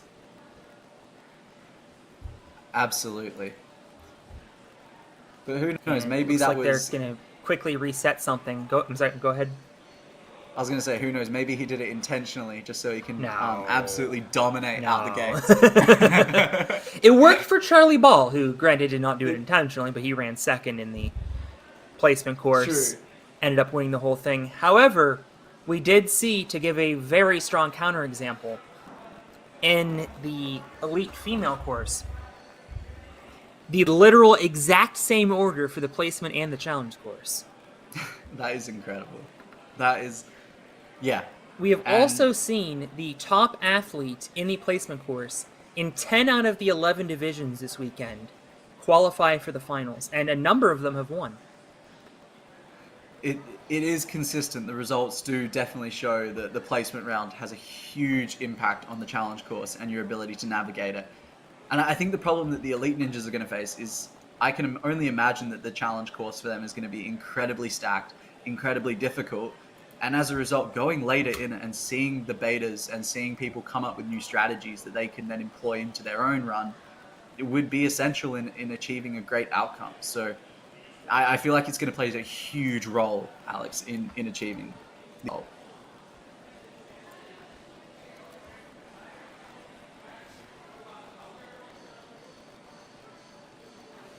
But yeah, no, we can just see the leaderboards here. We're seeing some times that we haven't really seen, and the number of finishes we just haven't seen in other divisions, despite this being the toughest course that our ninjas have been facing. Again, it's just a testament to how incredible, how much training they do, and how above the rest of the competition they really are. Well, while we have a minute, for those of you just coming in, we want to show you some of the highlights from the elite female division. The star of the day in that division was Madeline Medeiros, who hit the only buzzer on the placement course, went on to hit the only buzzer on the challenge course as well. This her challenge course run. And this is a bit of a preview for those who haven't yet seen the challenge course. Hopefully it will give you an idea. She definitely had the most consistent runs that we'd seen in the whole female division for the elites. She stood out by a mile and well deserved her win. Yeah, Madeline has been setting the South Central on fire, and the Northeast and New England getting to know just who Madeline Medeiros is today. How she hung on for that long is just incredible. But she And did the end up rotation completing in the her boats as well as the entire course. Two Yeah, left to and go just on the getting it under placement the course. Evan Lavallee and Tom Alberti. Evan on the starting block right now. Yeah, definitely saving some of the strongest for last, and definitely people who are going to be in contention for those top spots. They know that they want a good seeded place. They know how important it is. Evan made it all the way to stage 3 at last year's World Championship, one that you were present for, actually. Very true. Very, very true. Evan is now Caught it with flying one through this hand! course. Rides it down with one hand as well. No troubles whatsoever. It's not even breaking a sweat as he moves into Linking driver's the wheels. ed. Pulling out, this Wow, could be the he's fastest time. He's going for it. Pulls out the sword. Gets the Sends it. dismount, but just a second slower than Jay Lewis. Nevertheless, an incredible run. That'll put him at least in the last 3 of the placement in the challenge. Yeah. If it weren't for Jay Lewis, we would be jumping out of our seats right now with that sub-30 run. That is truly incredible and not something that he should be ashamed of. That is going to place him incredibly well coming into the challenge course. Only one runner to go. It's Tom Alberti, 11th in the power rankings. Also, one of our very strong gauntlet athletes. Made it to the semifinals in the second season of the gauntlet. Well, Tom is going to be looking to push Jay Lachey, going for that top spot, going for at least a top 4 so that he can secure himself well in the much more difficult and competitive challenge course that we have coming up.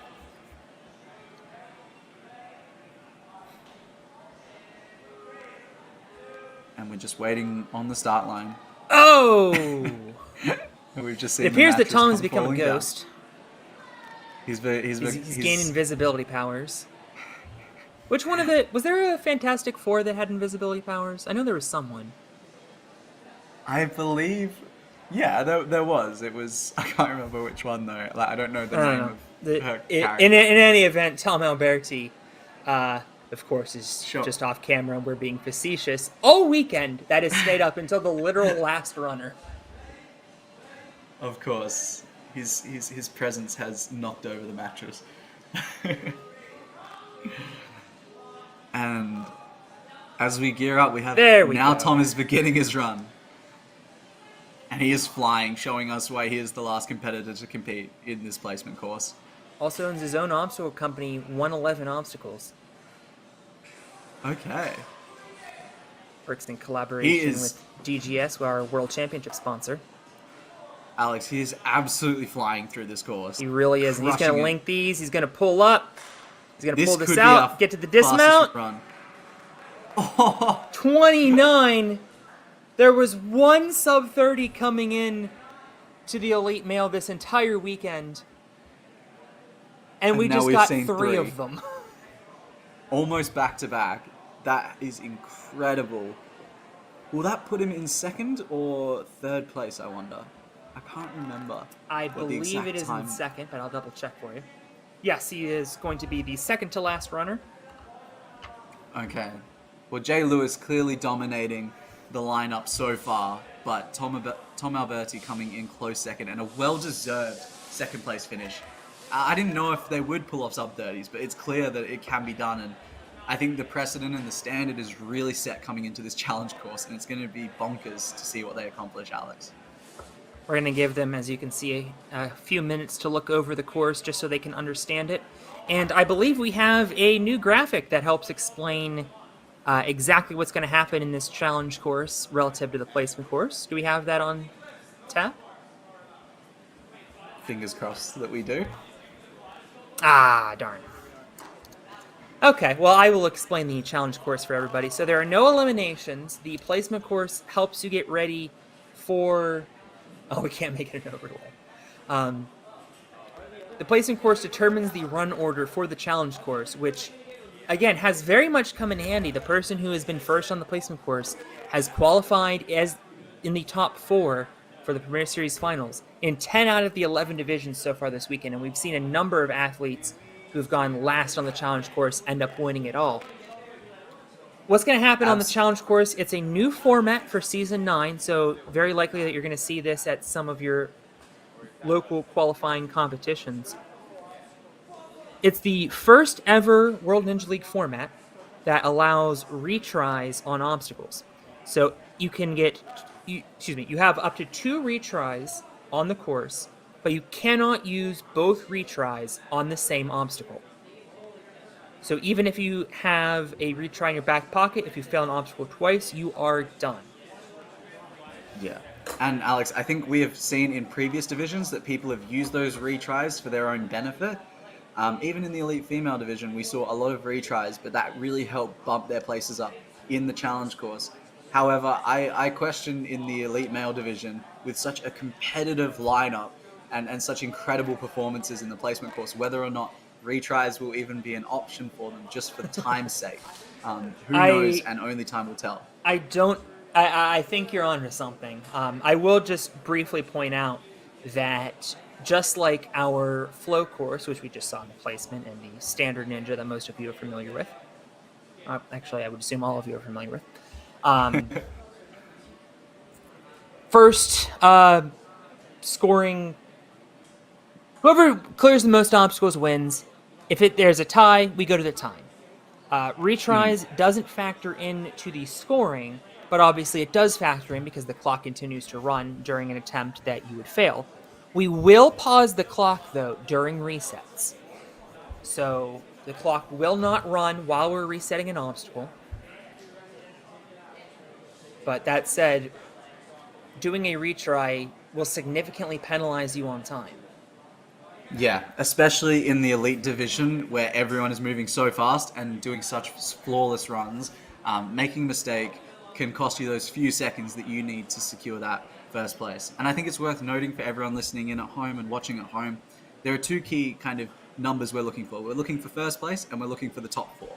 So keep your eye out for the top four and for first place because both of those are really key in determining who goes into the finals of the Premier Series.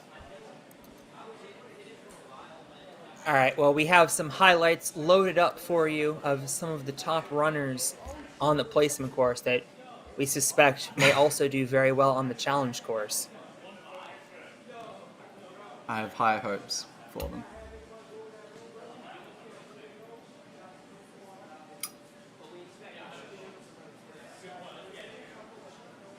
And First up, we got Gil Morantz coming out of Israel, a name that at least I'm familiar with. You may be familiar with as well, Jack, but I have a feeling a lot of the American audience is just learning who Gil Morantz is here today.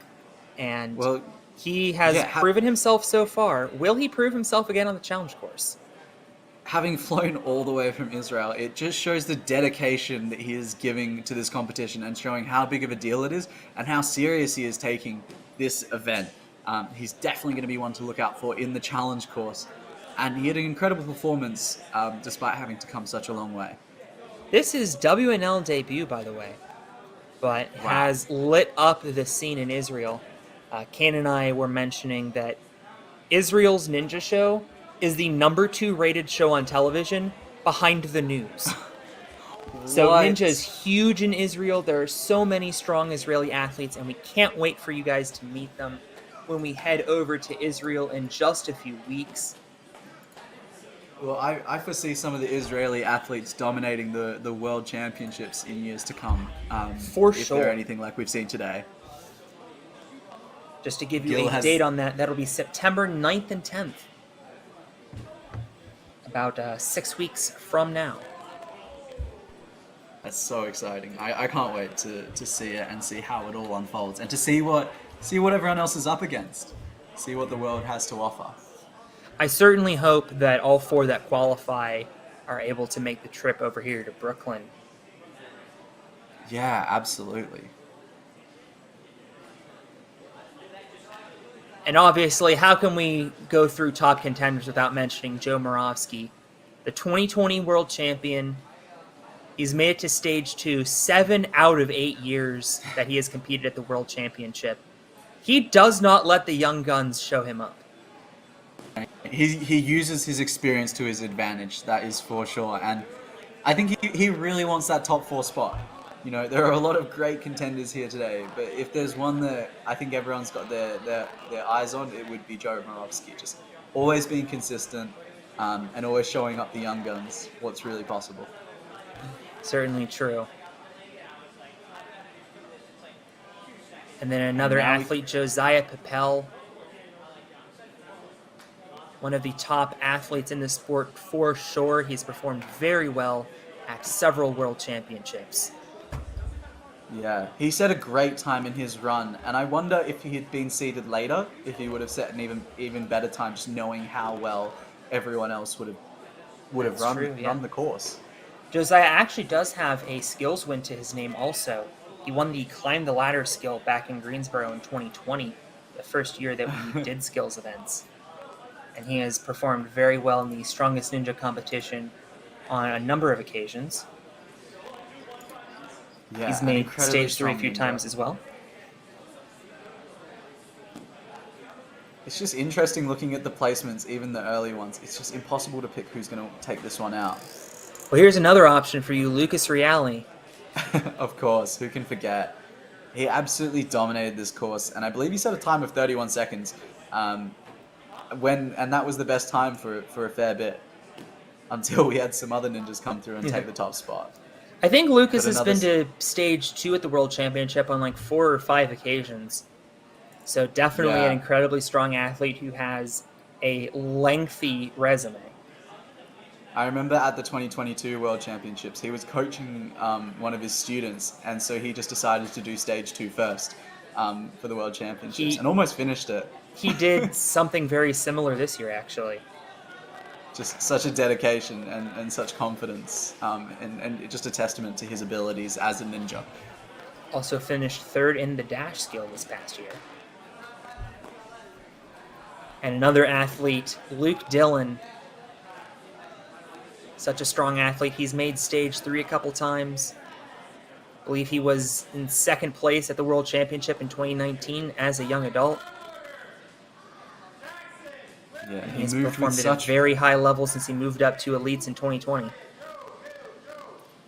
And I think it'll be interesting because some of the ninjas who have incredible power, I would almost argue that the challenge course really does lean into that a little bit more and favors those with really big amounts of power. So it should be interesting to see how athletes like himself perform. He also made it to stage 2 this past season, and that was 3 clears in a row for him. That's incredible. No, it should be really interesting, and I think that it really is anyone's game. And of course, this young man, Jay Lewis, the 2021 world champion, didn't compete in 2022, just barely able to compete in 2023, nearly defending his title. Coming in 2nd place, but coming in 1st on the placement course.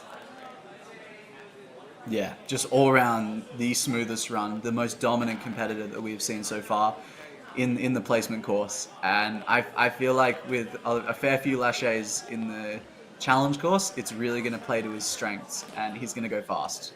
And he's last, so now he knows he's going to be able to see every other competitor and know what he has to be. He's going to know if he needs to clear, and he's going to know how fast he needs to clear. Actually, that ended up working out for him in 2021 when he won the World Championship. He was the last runner of Stage 3, so knew that he didn't need to clear. He knew he needed to get to a certain obstacle in a fast enough time.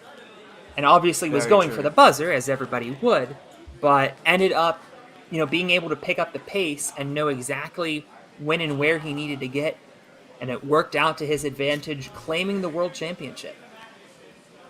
Definitely. I would argue that this course perhaps isn't as complicated as Stage 3 of the World Championships, but I think he will at least know what time he has to complete the course in, which will prove very handy, because I'm pretty confident, Alex, that we're going to see a fair few finishes. I hope. I would think so. So 7 obstacles.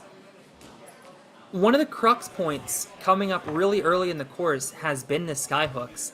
And although the challenge course does allow athletes a 2nd attempt on that obstacle if they fail to complete it, the athletes that have been going deeper into that obstacle and not able to complete it have ended up burning a lot of energy.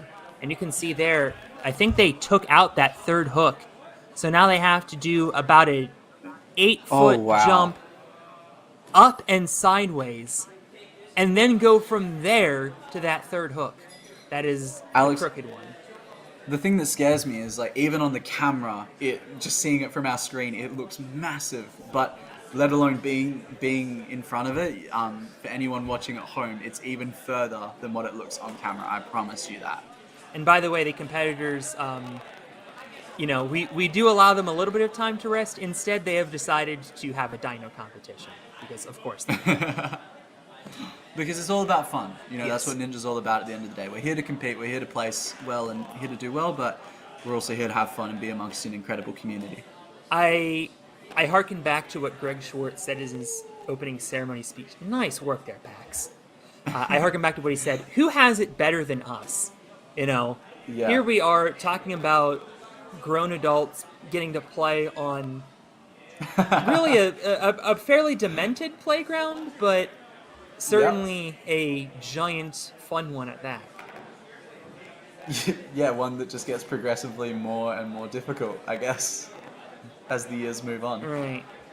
I mean, No, it's we not had too bad. Vortex, a similar skyhook move in stage 2 this year. It took out a number of top athletes, and this is way harder than that.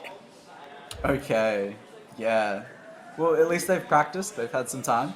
Yes. So fingers crossed that this is just their bread and butter. Every ninja loves a good skyhook, and it's definitely become a staple part of training at this point. So fingers crossed that they can all pull it off and move forward. Because I don't know about you, Alex, but I don't want to see too many people coming undone on skyhooks. I want to see as many finishes as possible. Well, the critical thing is, those that have needed a second attempt have ended up burning a lot of both time and energy, and that's really cost them later in the course. Yeah, and I would argue with skyhooks that are of this length and this scale, to have a second attempt at it will really hurt, like really burn you out pretty quickly and throw off the rest of your run. So you're really going to want to get it first go. And I love how we're analyzing but one obstacle, and I can't even imagine how the other obstacles have been adapted to be even more difficult. We can just see that in the background that they're all gaining a little bit of course rules, just seeing how Kaleidoscope works, and that will be adapted. Yeah, if we have a visual on Kaleidoscope, can we get one? If not, I understand. Okay, Yeah, it would be they're getting incredible. some rules clarifications here on Kaleidoscope. Is there any way we can transfer over to that camera? There it is. Okay, so just to give everybody a look at what they're up against, they do still have the T-ledge there. But Oh. ooh, hold on, I'm sorry. Did I see that gonna be correctly? fun. Yeah, I think you saw that correctly, Alex. That's going to be a thing. Oh, I think they have to rotate it. I don't think there are ledges there to rotate it. I think you have to catch it and rotate it on your landing. Midair. That is brutal. Under the time limit as well. I'm sure the ninjas are just eyeing it up and being like, "Yep, that's all good. No dramas." That is one of the most wicked moves I've ever seen. That's going to be awesome to watch. They're really pushing it. They're really pushing these ninjas here today. The elites are really being pushed to their limits and showing why they're all deserving to be in this elite division.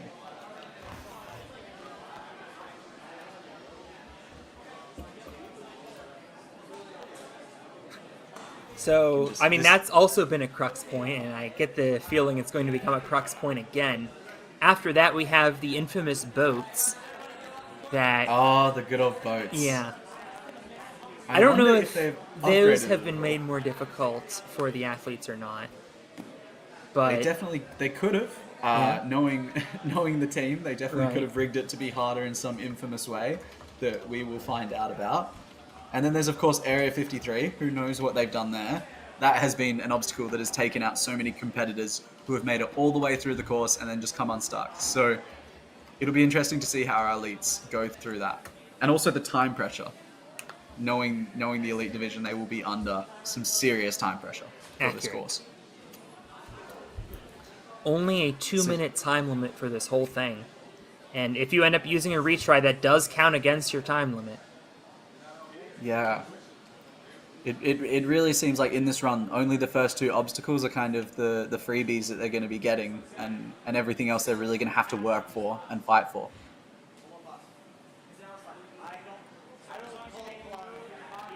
The last obstacle, of course, Area 53. A very difficult swing up to essentially a special delivery trapeze. You then have to ride down a track, and then those 3 disc moves. have been so tricky for a number of athletes, although we have seen some grab it like a vertical limit. Very true. I'm really hoping that we see some of that. I mean, that the individual who lashayed and caught it as a vertical limit, that was next level. That blew my mind. I think In that the was elite Nick females. Warren, if I'm not mistaken. Very true. But wasn't there also a competitor in the elite females? Oh, you know what? You're right. lashayed from the ring? Abby Clark did that. Yes. One of the strongest female ninjas out there and in the business. One of the strongest and- ninjas, period.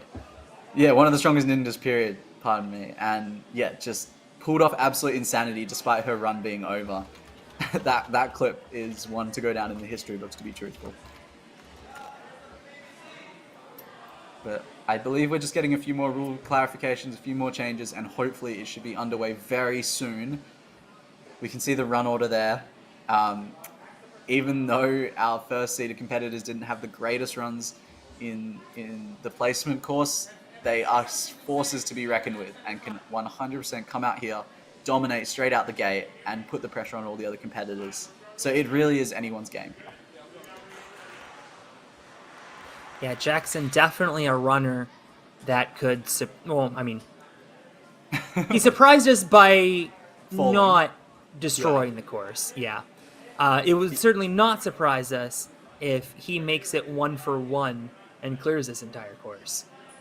Yeah, and not only clears it, but sets an incredible time. We're putting a lot of pressure on Jackson and a lot of expectation, but he The did place additional really pressure well. on top of that, Philip Scott makes all of our graphics, and I've been joking with him that he's kind of had the script for these competitions, which I use heavily sarcastically, because Jackson is in the thumbnail for the elites, and the other athletes in the thumbnails have finished first, and second. So no pressure, here. Jackson. Jackson, Thankfully, as he can't comes hear up. us. He is in the zone, making his way through the big swinging onto skyhooks. Yeah, and this is where we really get down to business. as Oh, they I line forgot up. about that part. Well, he seems to be having no problems with it as Jackson is moving through this course at an incredible pace. Okay, this is where the really fun stuff Yeah, needing begins to on Kaleidoscope. rotate in and catch in midair. Not able to get it on the first go. Luckily, they have a retry on. They get 2 retries on obstacles. Yeah, and the this- retries enable the course designers of these Premier Series competitions to come up with some insane obstacles that you normally wouldn't see in a traditional WNL competition.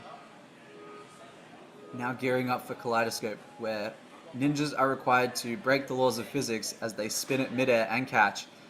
Getting Jackson a little making the circular first with grab. that swing. Second attempt. Hangs on, but slips.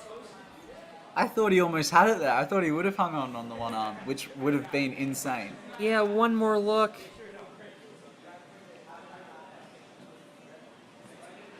Yeah. Had one hand peel, and that was the end of it.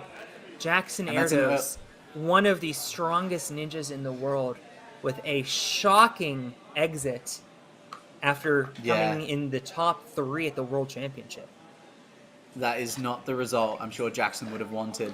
And we can see in the background the skyhooks, which is really just taking skyhooks to the next level. I was not expecting the mid-air ring catch, just adding to the difficulty of an obstacle that is already so difficult. Yeah, I'm going to live with you. I did forget about that part, even though I was tipped off about it a couple of days ago. Yeah, it's incredible.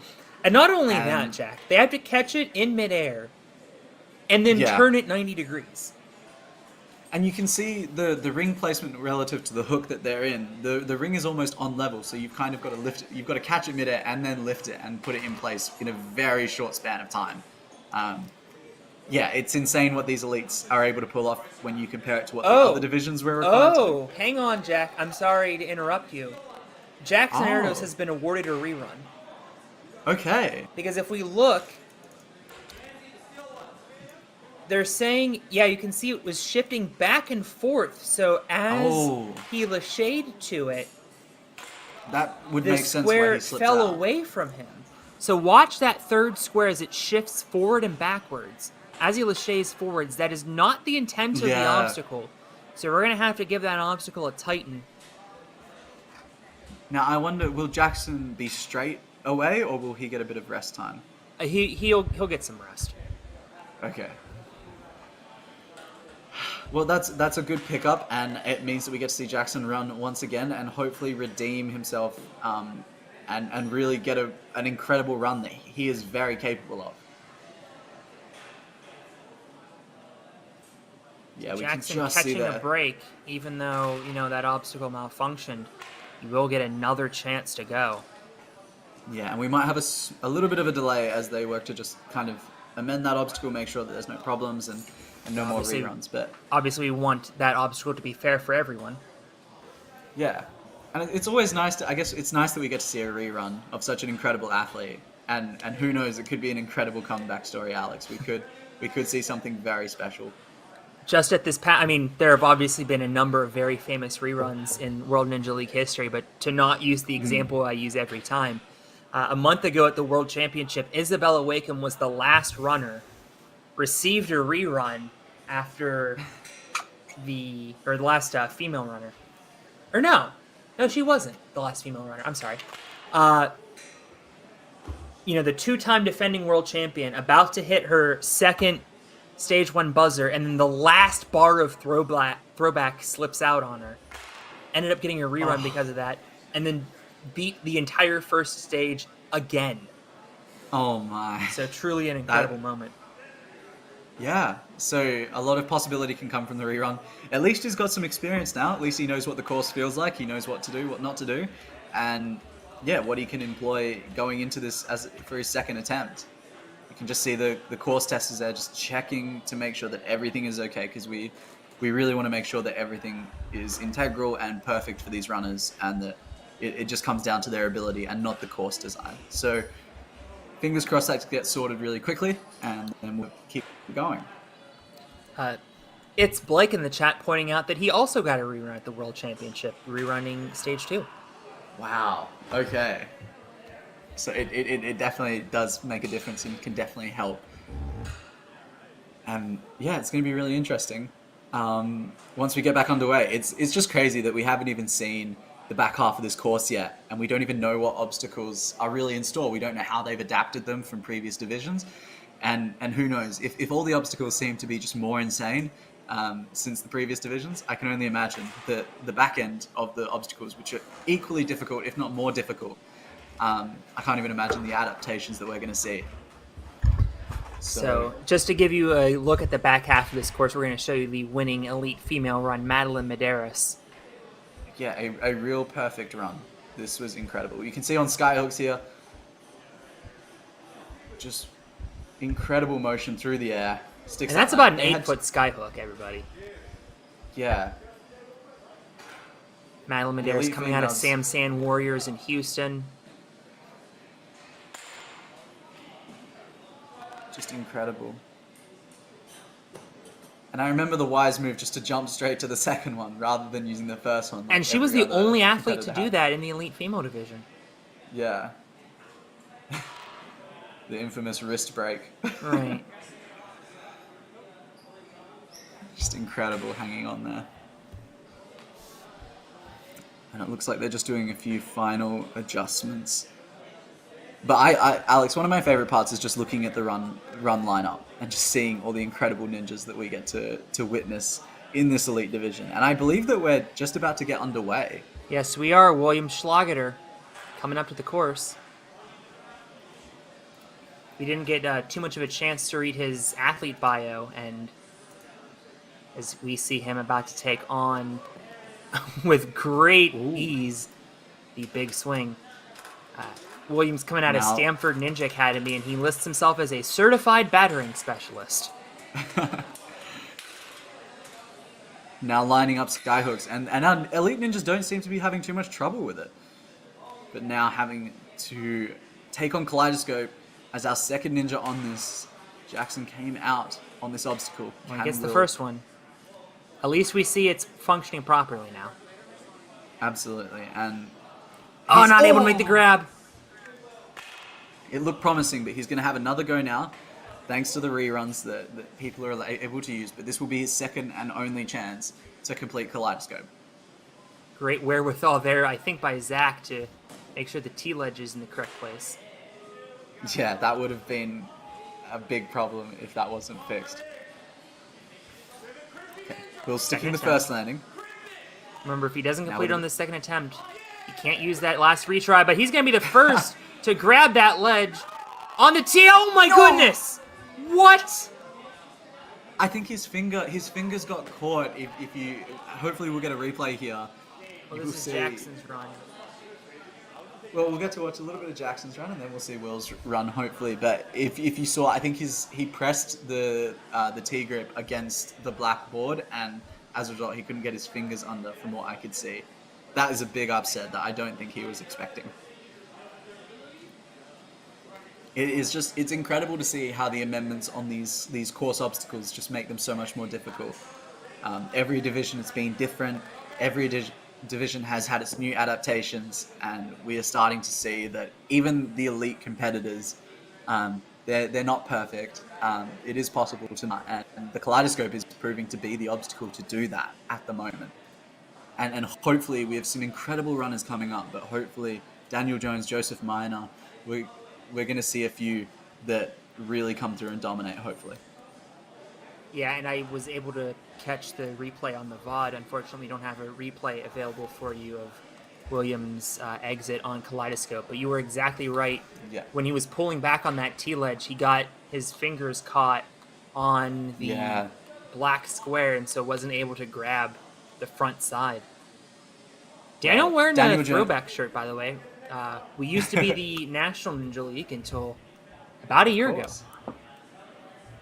And Premier Series really showing off the world aspect, because we'll be going to the UK, Australia, and Israel. But right now we're in Brooklyn. That's a new strategy we've seen on pole vault, almost climbing up the front of it. You can see that the elite ninjas have to do definitely have to do a bigger swing than some of our other divisions. And Daniel is really flying through this course so far. Gets the hook. The first sky hook. Actually managed to get the magnet caught on the support.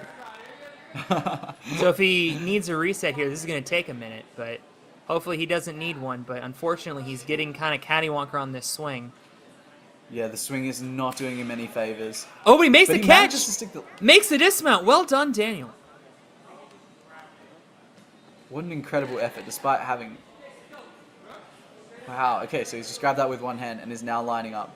Has so much sideward swinging, though, that he's going to need to control here if he's going to stick this landing. He's had to pause. And he was swinging the wrong direction. Oh! And just wasn't able to get the square to turn. Rotation there. He still gets another attempt. He's got a minute on the clock, more than enough time to finish Kaleidoscope. And hopefully we can see our first competitor through Kaleidoscope and onto the back half of this course. Oh wow, he couldn't get up. Yeah, that's a real shame. He wasn't able to jump up to just the height getting... Yeah. That's really unfortunate for Daniel. That is a real shame, but a great run regardless, and we're just seeing how difficult this course is being, Alex. We had such high expectations of so many completions here today, and who knows, with our first three competitors all being knocked out at Kaleidoscope, it's hard to tell what's going to happen. And you can just see there that they're fixing the magnet that Daniel put in the wrong spot. Yeah, certainly I don't think that was what they had in mind. No, I don't think so at all. But we've got Joe Meisner coming up next, so I've got my fingers crossed for a hopeful finish, at least a hopeful progression beyond Kaleidoscope. For sure, no athlete has defeated it yet.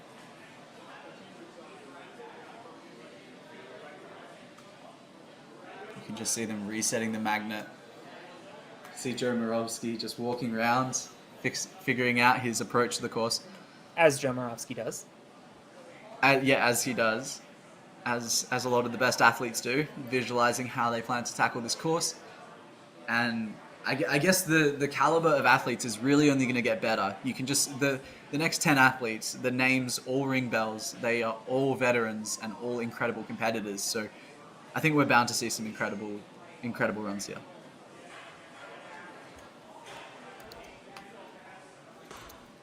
Well, we're going to be heading to another Joe Meisner, in just a second.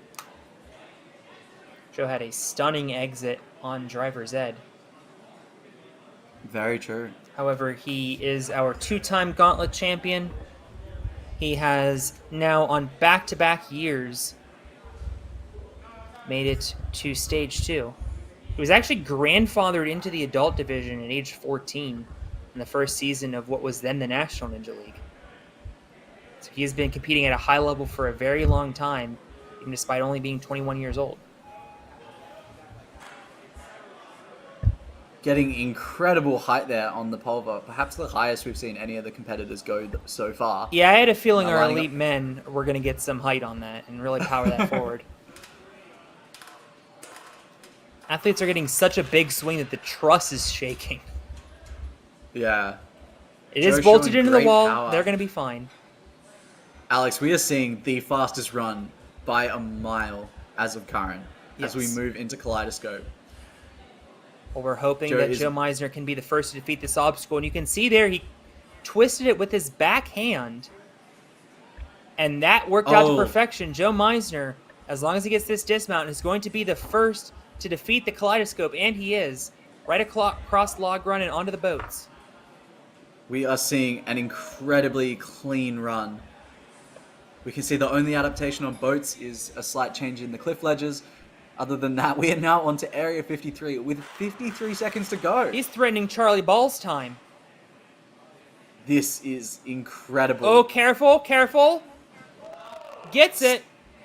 And Joe Meisner, in only a minute 13, gets his revenge from the placement course and obliterates the time limit. 1:13, laying down the gauntlet, is the gauntlet champion. Joe Meisner has clearly proven to dominate this competition, and the pressure that must be felt by the other athletes now, knowing that they've got to beat a 1:13, that's going to be tough. That was such a smooth run all the way through.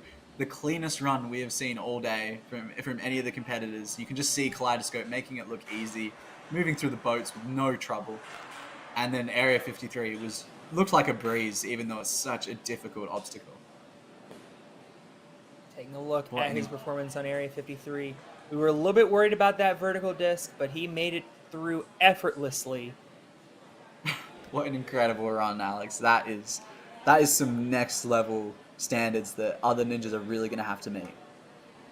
Well, the gauntlet has been laid down for Pax Carslaw. It's going to be a tough act to follow. The ninjas are going to be more motivated than ever. And yeah, you can just... Struggling a little bit there on pole Yeah, he vaults got a when really you get high longer. jump and then opted not to climb it as it was falling down. Yeah, that could cost him a little bit of time, but he's still looking very smooth and can make it up in the back half. Oh, he got the strap caught. Still able to clear, though. He's lining up the second one. Just And barely gets it able to in. make the hook. Okay, now moving on to Kaleidoscope. This is the obstacle that's taken out so many of our ninjas today. Pax He- making good work of it so far. And now our Second one ninjas are is- starting to get the hang of it. Yeah, I think the confidence is really growing. The caliber of ninjas is really growing, and they're not pausing on log run like we've seen in previous. Oh, No! okay, actually. Wait, Pax, where are you going? Pax, where are you going? Pax, he Is wants this, the run up. Is this legal? I'm not sure, but he might be running down the clock. We can see the clock going. It's hard to tell whether that is legal. But Well, we will he have slipped to assume anyway, so...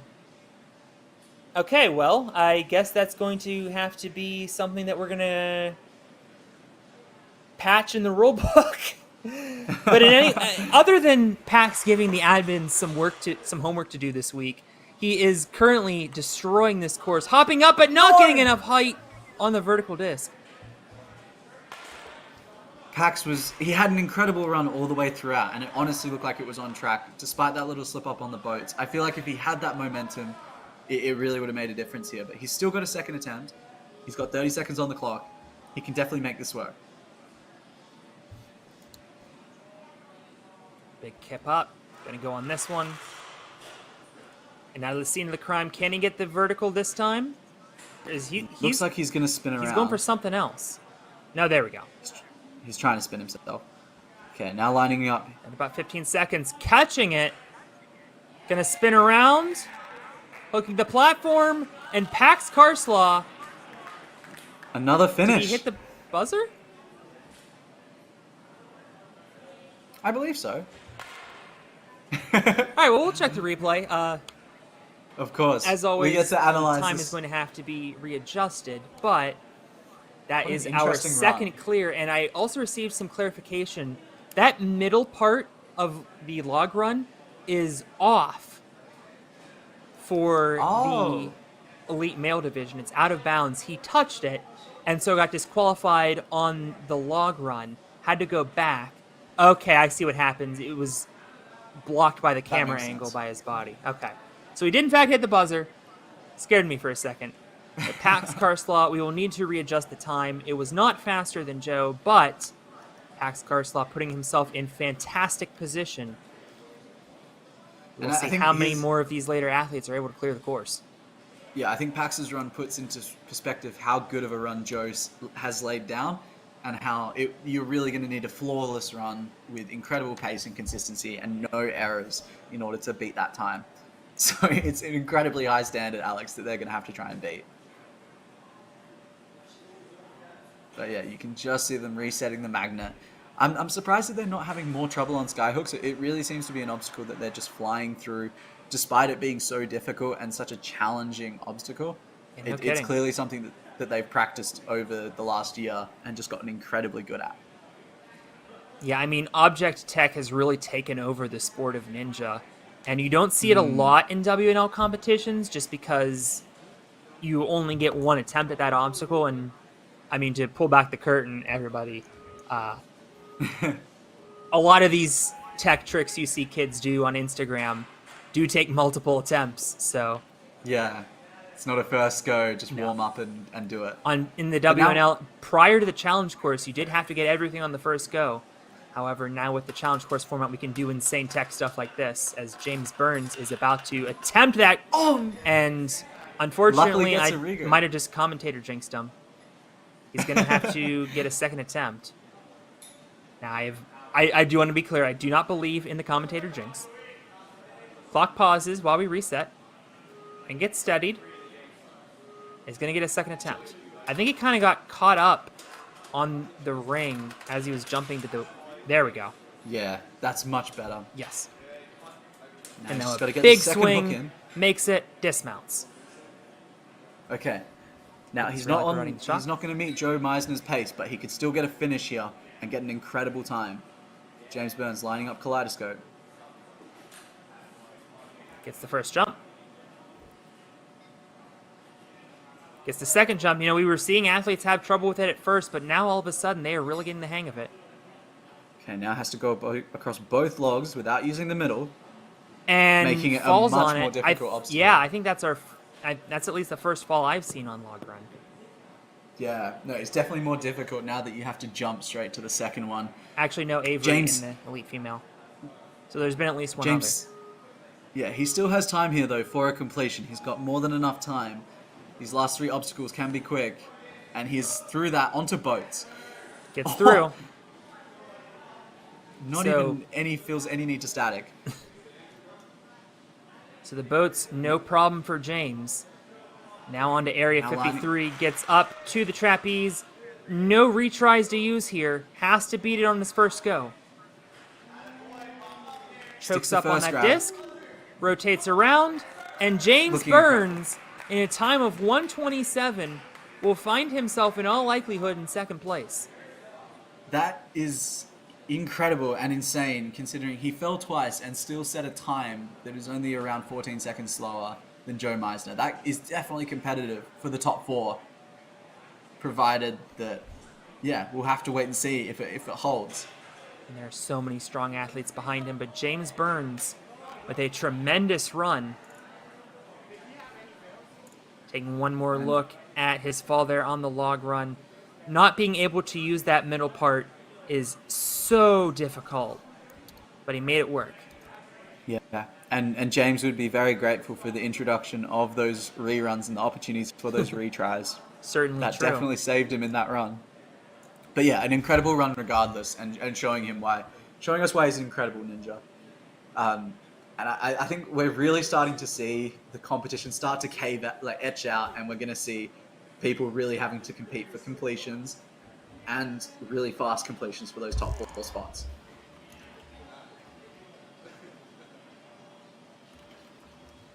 And we can just see there that 127, 208, it is unlikely that Pax will be able to hold that time and secure a spot in the top 4, unfortunately. However, we'll just have to wait and see.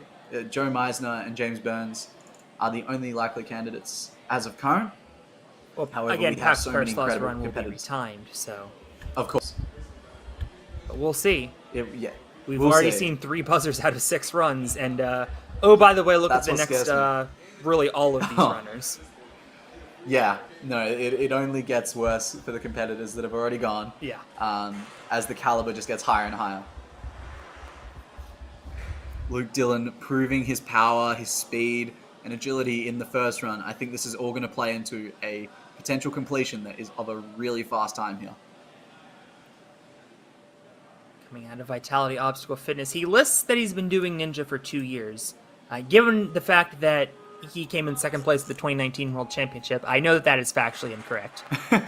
Maybe he meant to list 12, I don't know. Yeah. It would be incredible to just be training for 2 years and competing at such a high level. Well, Luke Dillon has very much earned his place in Premier Series for his very strong performances over the years. He knows his way around some ring tech. Looking incredibly strong so far. Opting not for chalk. Not able to make the grab. We've seen the most successful competitors try to get some kind of rotation on that square as they're leaving it. He wasn't rotating that square, either didn't intentionally or just wasn't able to get the rotation. And that cost him on that first attempt. He'll get a second one.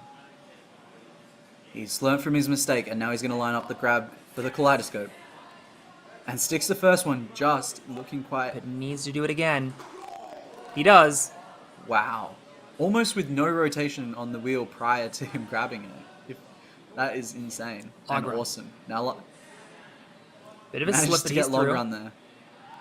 Quickly through the boats. You cannot waste time there. Despite that fall, this could be still an incredible time here if he can get through Area 53 on his first go. Yeah, Gets this the is first threatening the top time. He had to send it to try to beat Joe Meisner's time. And now, unfortunately, he'll have to do it again. He's really going to have to go fast here to get a time that remains in the top 4. Luke Dillon took a risk. It didn't quite pay off, but there's still time to rectify and finish this run.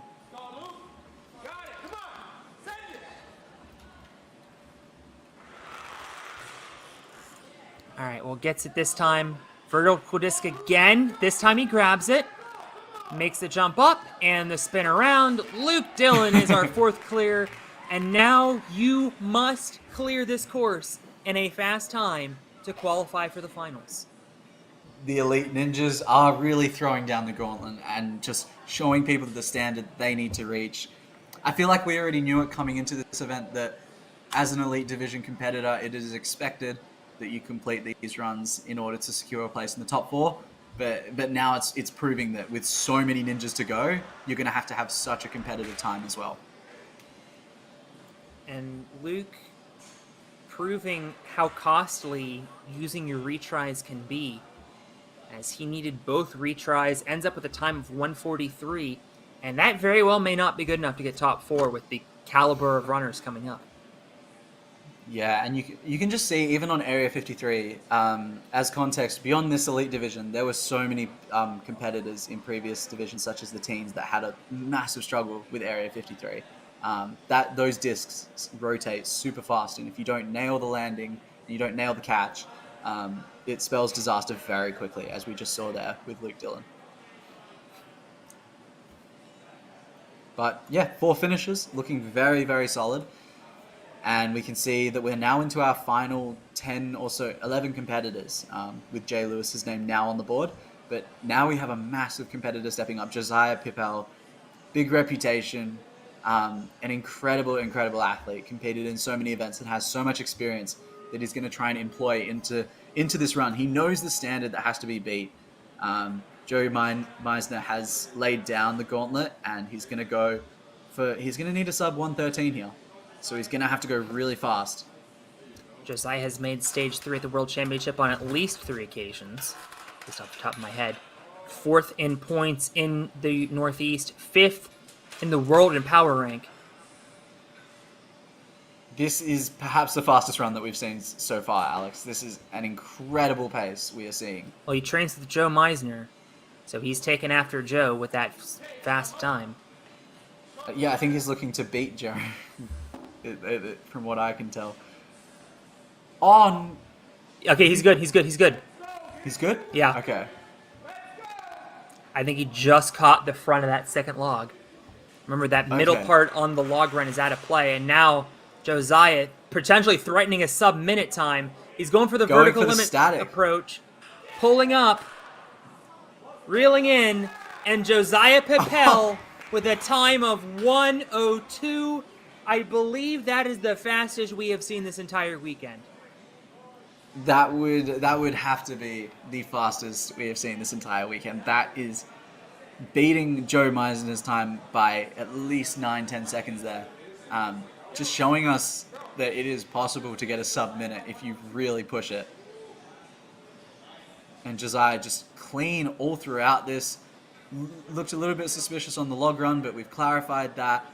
And we can see him moving through Area 53, perhaps the fastest that we've ever seen it. And that static hold is proving to be quite beneficial. It assures the grab and makes it a safe bet for those ninjas that are strong enough. But of course, it is not an easy grab for anyone watching at home thinking that they could do the same. So as we now look at our leaderboards, we can see Josiah Pippel coming out with a time of 1:02, by far the most dominant time. And now the ninjas, again, that standard is being pushed by the top ninjas, and they will all be shaking in their boots knowing that that's the time that they've got to beat now to take out a top spot. And it's really kind of setting the standard for what the top 4 who will go on to our finals is going to look like. And now we have someone who demonstrated incredible strength in the placement stage. He showed incredible flow throughout the course and just incredible speed, and of course set one of the best times that we saw there. So Joe Capo, age 29, here to show the young guns what he can do as he lines up. Jack, I want to remind you that I'm 29, and saying that Joe Capo is showing up the young guns is quite insulting. I am sorry, Alex. I did not mean it. Anyway, Joe has been around for a hot minute. He has been one of the top athletes in the sport for a long time. He made stage 2 all the way back in 2018 at the World Championship, which I believe was his World Championship debut. Not able to make that grab. I think he is the first elite athlete that hasn't been able to make that turnaround hook. Yeah, it seemed as though he had it the wrong way around as he went to put it in. But hopefully he can rectify that mistake. The course has been reset. This is his last he won't get another retry on this obstacle. However, Skyhooks presents itself, and hopefully he can learn from his mistakes. The lights flash, and he begins again. Gets the hook. Gets the first one comfortably. Yeah, he got that comfortably last time as well. And he gets it and dismounts easily. Asks his girlfriend, Abby Clark, for chalk. They're the co-operators of Next Level Ninja in New Jersey. Going to be coming to the World Ninja League in Season 9. It's got a bit of sideward swing here, but sends it anyway. Oh, okay. I was actually liking that sideward swing because it was causing the kaleidoscope to kind of spin into place, but it is really hard to catch something when it's spinning that quickly. It's not like Driver's Ed where there's ledges everywhere. He's really taking full advantage of the retries here as he lines up his second go at Kaleidoscope. Second and last go. If he falls here, he's out. And he does! Oh. A shocker. Joe Capo has been eliminated. Now, Joe showed such great promise in the placement run and just has come unstuck in the challenge course, unfortunately, here today. 2 mistakes and you're out, and I'm sure he'll be going home a little bit disappointed, but also this is just such a challenging course. And once again, we're reminded of that these ninjas aren't invincible and that it is possible to fall on these obstacles. We can just see the leaderboards here. We've had 5 finishes and 4 non-completions. So the completions still continue to dominate the runs. And I can only imagine that as we move into the back end of these competitors, into the last 10 or 9 competitors, we're going to really start to see consistent completions and consistent times that push Josiah's time. I think people such as Jay Lewis, who are sitting in the final seeded spot, are going to be looking at Josiah's time. And you can just see on the leaderboard, the run that I'm really excited about that's coming up is Gil Morantz. Of course, our only international competitor here, flown all the way out from Israel to come and compete here today. He means business. You know, this is his debut in the WNL and the Premier Series League. But he is proving that he is a dominant competitor from such an incredible placement run, despite flying all the way here to be here today. And he's looking to take out a top spot. Yeah, Gil Morantz, and we're going to be going to Israel on September 9th, and hopefully we're going to be seeing a lot of top European and Asian athletes joining the Israeli athletes. Gil Morantz will be designing that course. So getting Gil's some struggling first-hand to control. inspiration, but unfortunately also getting some twisted movement. I think he's going to go for But it. able to make the And he jump. sticks it. So Gil Morantz, usually they don't do a whole ton of tech moves like that in international countries, but Gil Morantz picking it up very quickly. You can tell why he is widely considered one of the best athletes in the world, but not able to make that second grab. He looks so strong when he's moving through Kaleidoscope, and it is surprising there that he fell. But hopefully with the second go, he's still got 1:11 on the clock. He can get a good time here if he really picks up the pace and really goes for it in the back end of this course. It is still possible to get a top he 4 jumped up place. too quick. They're just waiting to restart the timer here. Needs to wait for the 3, 2, 1 go lights to go off. There they are. And now Gil Morantz begins again. He's taking that time penalty. And Oh, but he nice- wasn't able to get the first one this time. Gil Morantz is out of the competition, unfortunately. Shows such promise in the placement course and has just come unstuck on Kaleidoscope, as so many ninjas have today. But, you know, we have to take our hats off to him for flying all the way out here to compete.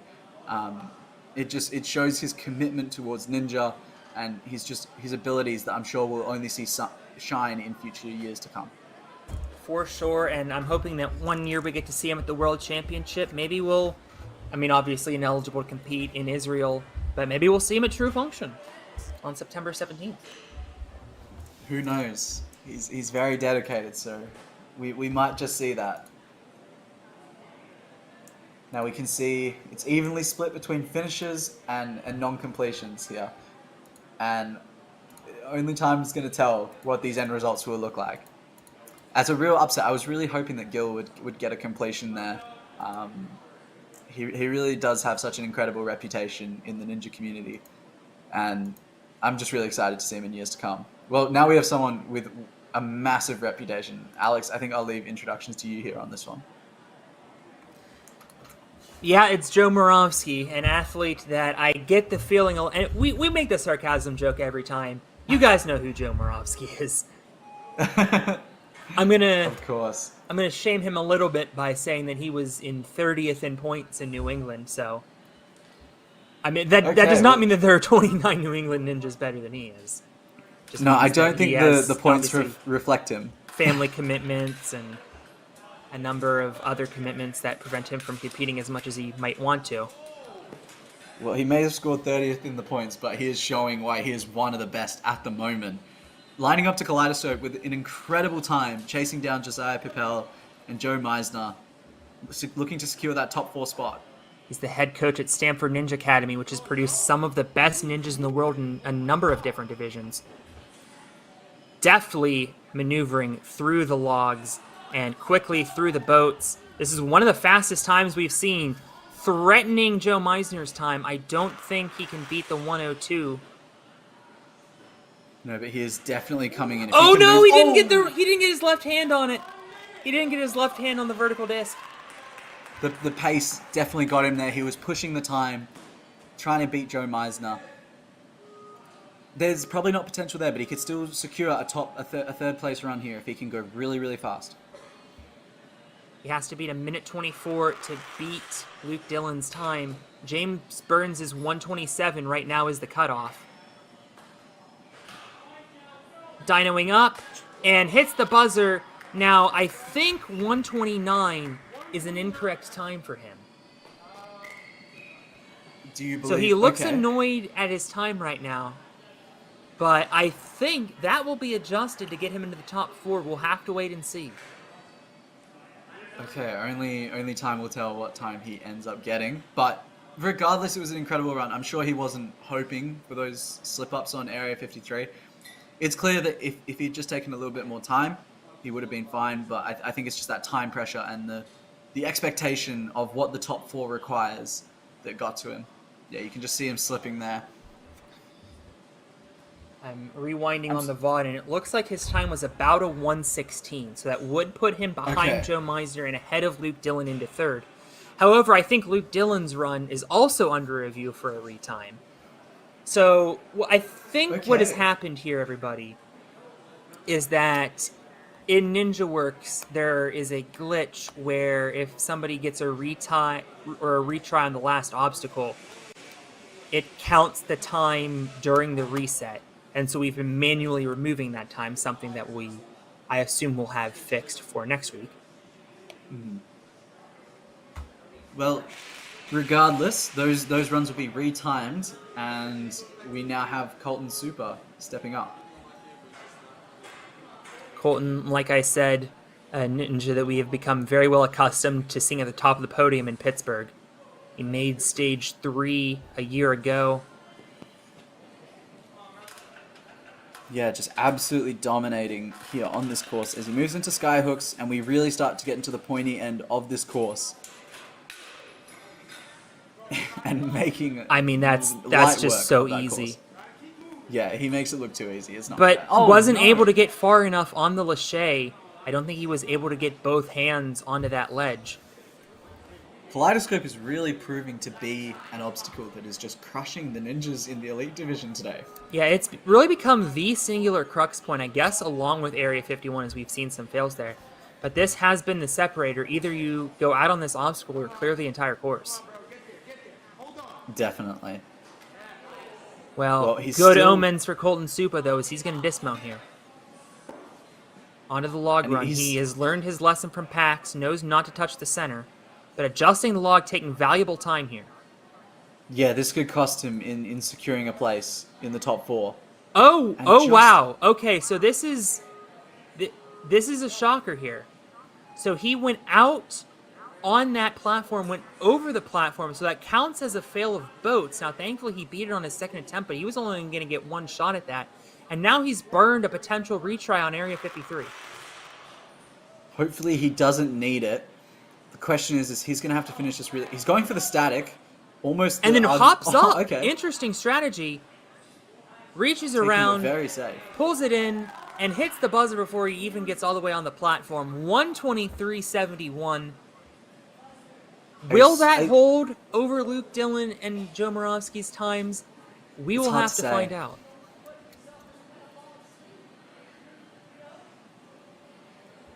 By the way, confirmation from Renata, who is part of the NinjaWorks team, as we can see what happened there when he just overshot the landing of the boats. If he would have failed the boats here, he would have been eliminated because that was technically his second attempt. But NinjaWorks is confirming that they are already working on that and getting that all squared away.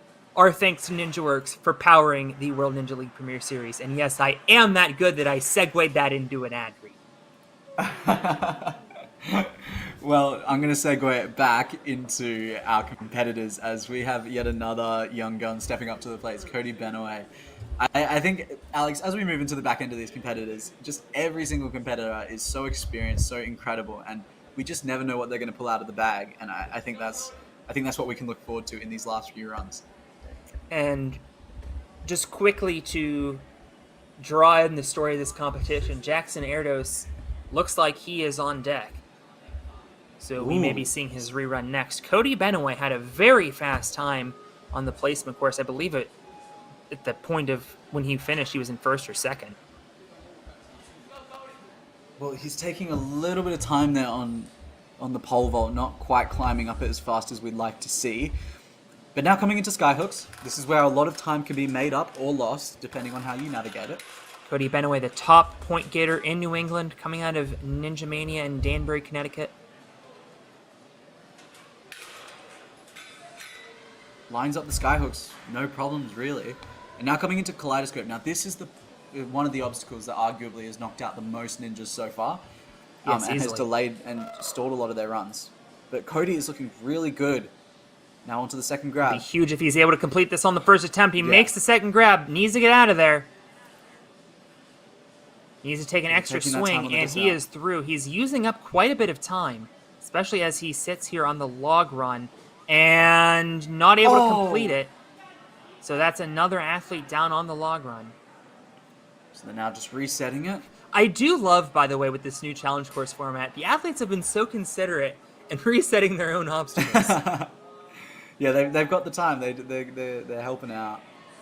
And Cody gets across the second time. And is now Grabbing lining both up. boards of boats, going around to the dismount. 46 seconds remaining as he finds himself on Area 53. An incredible run so far. I don't know if it's going to be enough to get him into the top 4, but we are still looking for that completion here as he lines up the infamous second disc on Area 53. And he is another victim of it. Proving once again the difficulty of that second disc. Alex, I think the strategy for consistency has definitely been to static it if you're strong enough. I think Josiah and a few other competitors have now staticked it, and it's proven to be very, very reliable. Lining up the first lâché. Oh, look at this. He And grabs the straight- backside of it. A couple competitors have tried that. And now he's just Almost able to linking grab the discs. that disc instead of grabbing it backwards. So we saw a couple competitors in the younger divisions try that. And it didn't work for them. It worked for Cody. He will not be fast enough to advance to Premier Series finals, but he will get a Premier Series buzzer. Yeah, no, and I think he can still be proud of that. You know, the run had its faults. The run wasn't perfect, but despite those small mistakes, he managed to pull through and get that completion. And he can still walk away a happy man, I think. I completely agree. Definitely giving a good example for his Ninja Mania kids on being resilient, continuing through even in the face of adversity, and even being a little creative on the course. Yeah, no, I love to see that link at the end, just straight onto the second obstacle, just get it over and done with. No, that was incredible. Oh, okay. Well, next up is Lucas Reale.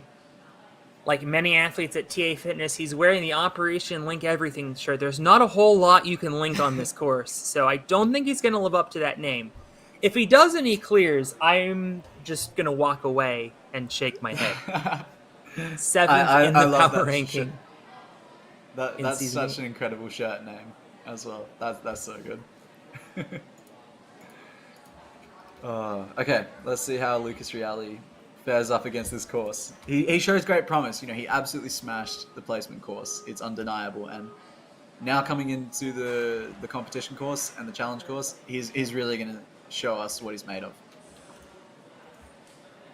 Okay, moving through with really good speed so far, as of course now we get into the serious end of the course with skyhooks. Oh, no way. No way he just did that. Lucas Reale is moving through with perhaps the fastest time we have seen to this point, showing us why he's not only a veteran, but he is here to win this competition. As he lines up and moves through Kaleidoscope in perhaps the fastest time that we have seen here today. He's now on log run. This has spelled disaster for a few competitors. Lucas Reale is this pace is undeniably the fastest pace we have seen to date. and now he comes in, looking to chase down Josiah Papel's time. He has a chance at it. He can hop up to He's the center really disc, but he's getting a pushing it. little stuck. Getting up there. He's going to have to go. Reaching behind him.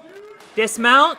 He hits the buzzer. That's another 102, and we're going to have to check the hundredths to see if Lucas Reale might have just knocked off Josiah Papel for first place. Well, he's celebrating, so it could be it could be that top spot that we've been waiting for. That was an impeccable run. We will have to wait and check the scoreboards, but it's going to be close regardless. I'm so impressed by how he handled the sky hooks. Just perfect execution there, showing his experience, moving through Kaleidoscope with no real troubles, despite it knocking out so many ninjas, tackling Log Run and the boats in perhaps the fastest time we've seen.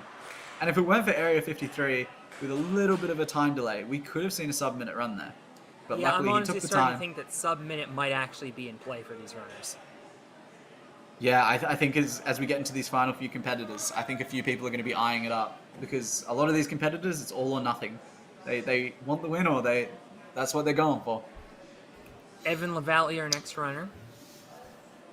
I believe we're getting into some of the competitors who did sub 30 runs in the placement course, or we're getting very, very close. So Evan Lavallee proved his speed on the placement course and is now going to be looking to apply that to the challenge course. 29.74. Doing the unthinkable and getting a sub 30 on the placement. Could this be the sub minute that we have been waiting all weekend for on the challenge course? He's going to Well, be that's a chasing great it. start. It's a very good start. Now lining up the lache.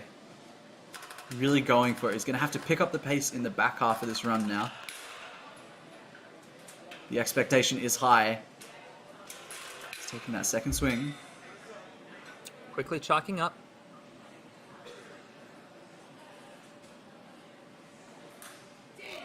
Gets the first jump.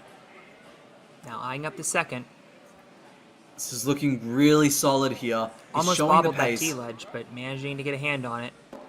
Gonna Okay, go now through he's gonna log go running onto all out. boats. Needs to go quick. Statics it and sticks it. And now onto Area 53 with a really good time. I don't know if this is going to be able to take out the top spot, but it's still got the potential to get into the top 4 here. It's probably going to need to beat this in one go. And it's this move Oh, right here that's been the big turning point. But he gets it, spins it around, and it's not going to be a sub-minute, but 107 is going to put him in the top 3. Evan's setting an incredible time. He almost looks slightly disappointed there. Right? I mean, it's unthinkable that beating this course in just over half of the time limit is now something that's going to cause him disappointment. Yeah. Well, his eyes are on that top prize and True. and taking it out. But he still has a very strong chance of being in the top 4. That'll put him in 3rd place, I believe. And we're going to start seeing some of the big names getting kicked out, such as Joe Meisner and other individuals who set incredible times to begin with, but potentially vulnerable. So Joe Meisner currently sitting at 113. Joe Moravsky is at 115, and I think that is after the retime. Okay, so Joe Meisner is the competitor on the chopping block at the moment. Correct. And Lucas Reale, with 3 runners to go, has secured his spot in the Premier Series Finals, with Josiah Papel the next man to claim it at a 102.7, 3/10 behind Lucas. Well, we might be having deja vu here, but I believe that Jackson Erdos is back on the course now. Yes, he is getting his rerun. Recall, he was the first runner earlier today, and there was an obstacle malfunction with Kaleidoscope. I think the expectation on Jackson is now even higher now that he's seen so many runners put in such incredible times. It's been an uncharacteristically rough day for Jackson, who, or if you recall, was in the top 3 at the World Championship. I think he's had 4 World Championship podiums across 3 different divisions. Absolutely. Okay, now coming into Kaleidoscope. This is where he came unstuck because of the obstacle malfunction. But Makes the this is going grab to be this his time. 3rd time on this obstacle. What has he learned from his first attempt? Makes the A grab. lot.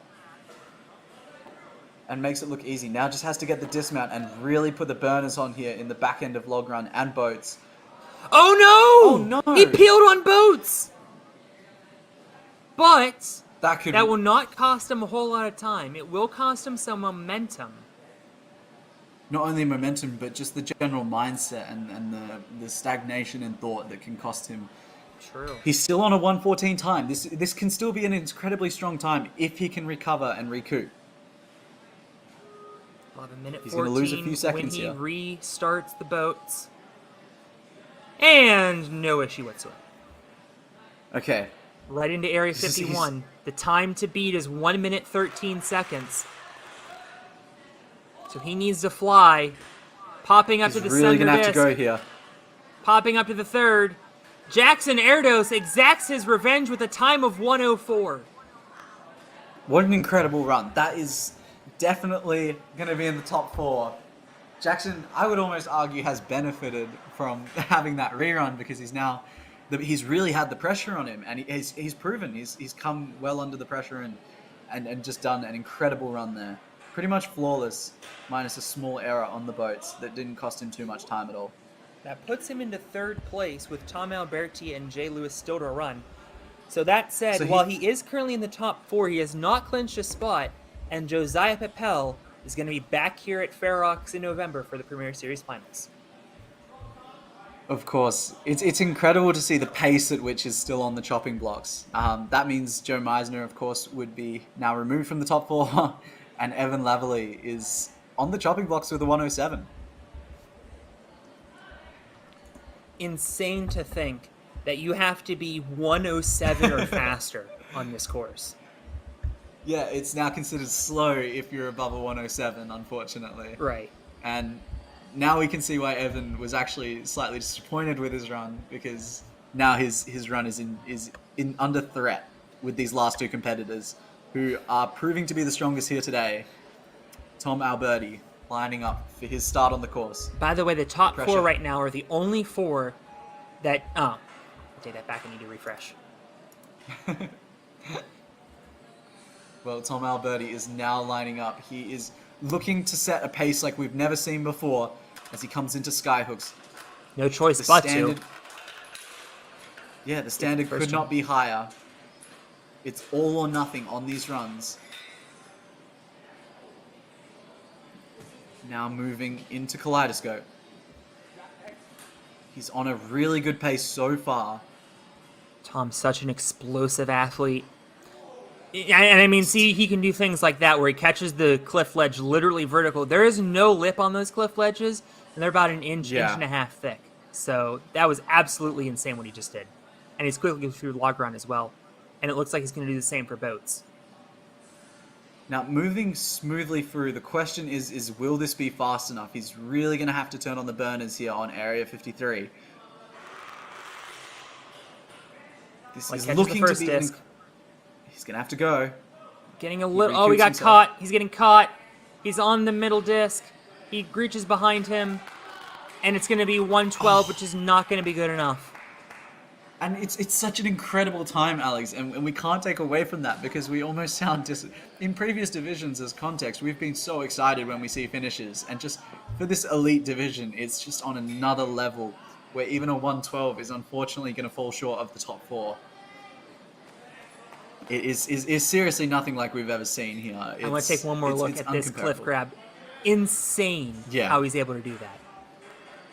There's just a few spots where he probably could have saved a bit more time, such as the boats there, and just a few dismounts that just cost him valuable seconds that in the end Yeah, just he got added caught up. there on that bottom disc of Area 53, and that is probably ultimately what will cost him a spot back here at Ferox. However, I get the feeling that a lot of these elite athletes that are finishing outside of the top 4 are going to be competing at other Premier Series competitions. Oh, definitely. And well deserved. They definitely should. Well, Alex, I might leave the introductions to you for our final competitor. Sure thing. The last qualifying spot will either go to Evan LaValle or this man, Jay Lachey Lewis, the 2021 World Champion, 8th in the power rankings, and as we alluded to earlier during his placement run, he was injured back in May, broke his ankle. He was cleared 6 days before Worlds, didn't train basically at all, and still finished in second in the World Championship. That is how talented this young man is. Well, let's see how he fares. Of course, setting an incredible time in the placement course and now coming into the challenge course. As our last seeded competitor, he knows what everyone else has done. He knows what he has to beat, and he's going all out to achieve that. And he knows he has to gotta go at go. full sprint at this point. That is part of the advantage of finishing first in the placement course. But on the other hand, I wonder if with this added urgency and added pressure, that might make him more prone to a mistake. But it doesn't look like it so far. It definitely could. But yeah, he's looking incredibly strong at the moment as he comes into the log run, moving through. He's going to have to go for the boats. Links it. Yeah, the And static now Area isn't 53 even an option. gets a running start. Probably needs to go on this swing. I think he's going to. He does. Catches the trapeze. Up to the disc. Could this be our first sub-minute finisher? What power to that second disc! And quickly off of the third! We did it! We got the sub-minute! And Jay Lewis wins Premier Series at Ferox! What an outstanding run, just consistently through, and then on Area 53 somehow accelerated it even more. He has done the impossible on both runs, both a sub 30 and a sub-minute in a run that shouldn't be able to be done in a minute. He has gone and done it. That is absolute madness. Absolutely absurd. We're going to run out of adjectives to describe this run by Jay Lewis. Incredible stuff. What power and technicality out of the young man that has been first and second in his last two World Championship appearances, and he showed why on this course run.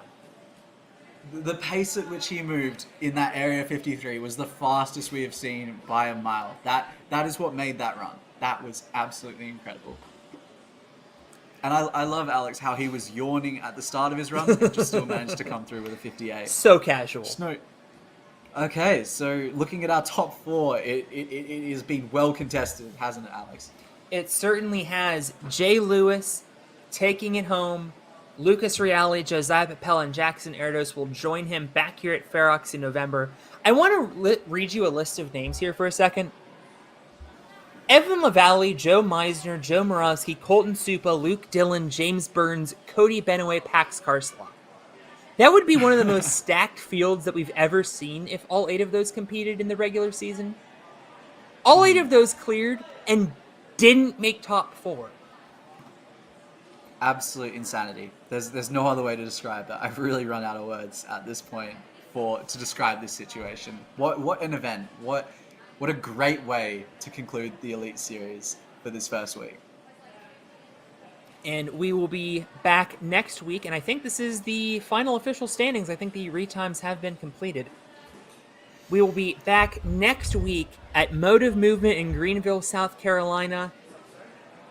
And if you thought this course was insane, wait until you get one designed by Brett Sims, who has come up with obstacles such as Throwback, Iron Maiden, some incredible obstacles, some very inventive obstacles, and you know that whatever he has in store, it's gonna be nuts. Absolutely. And I can't wait for next week. So for everyone tuning in here, make sure to come back next week and cheer on all the ninjas that are going to be competing. And with that, and I want to, okay. Jackson just tried to link. I just wanted to make sure everybody saw that, just in case he ended up managing to clear it somehow.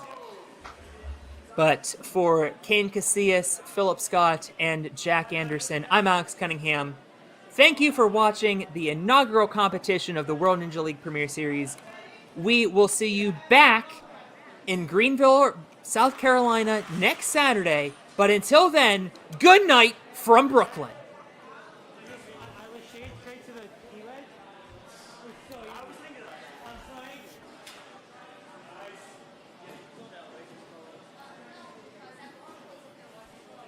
Awesome. That was incredible. What a competition. I can't wait for next week now.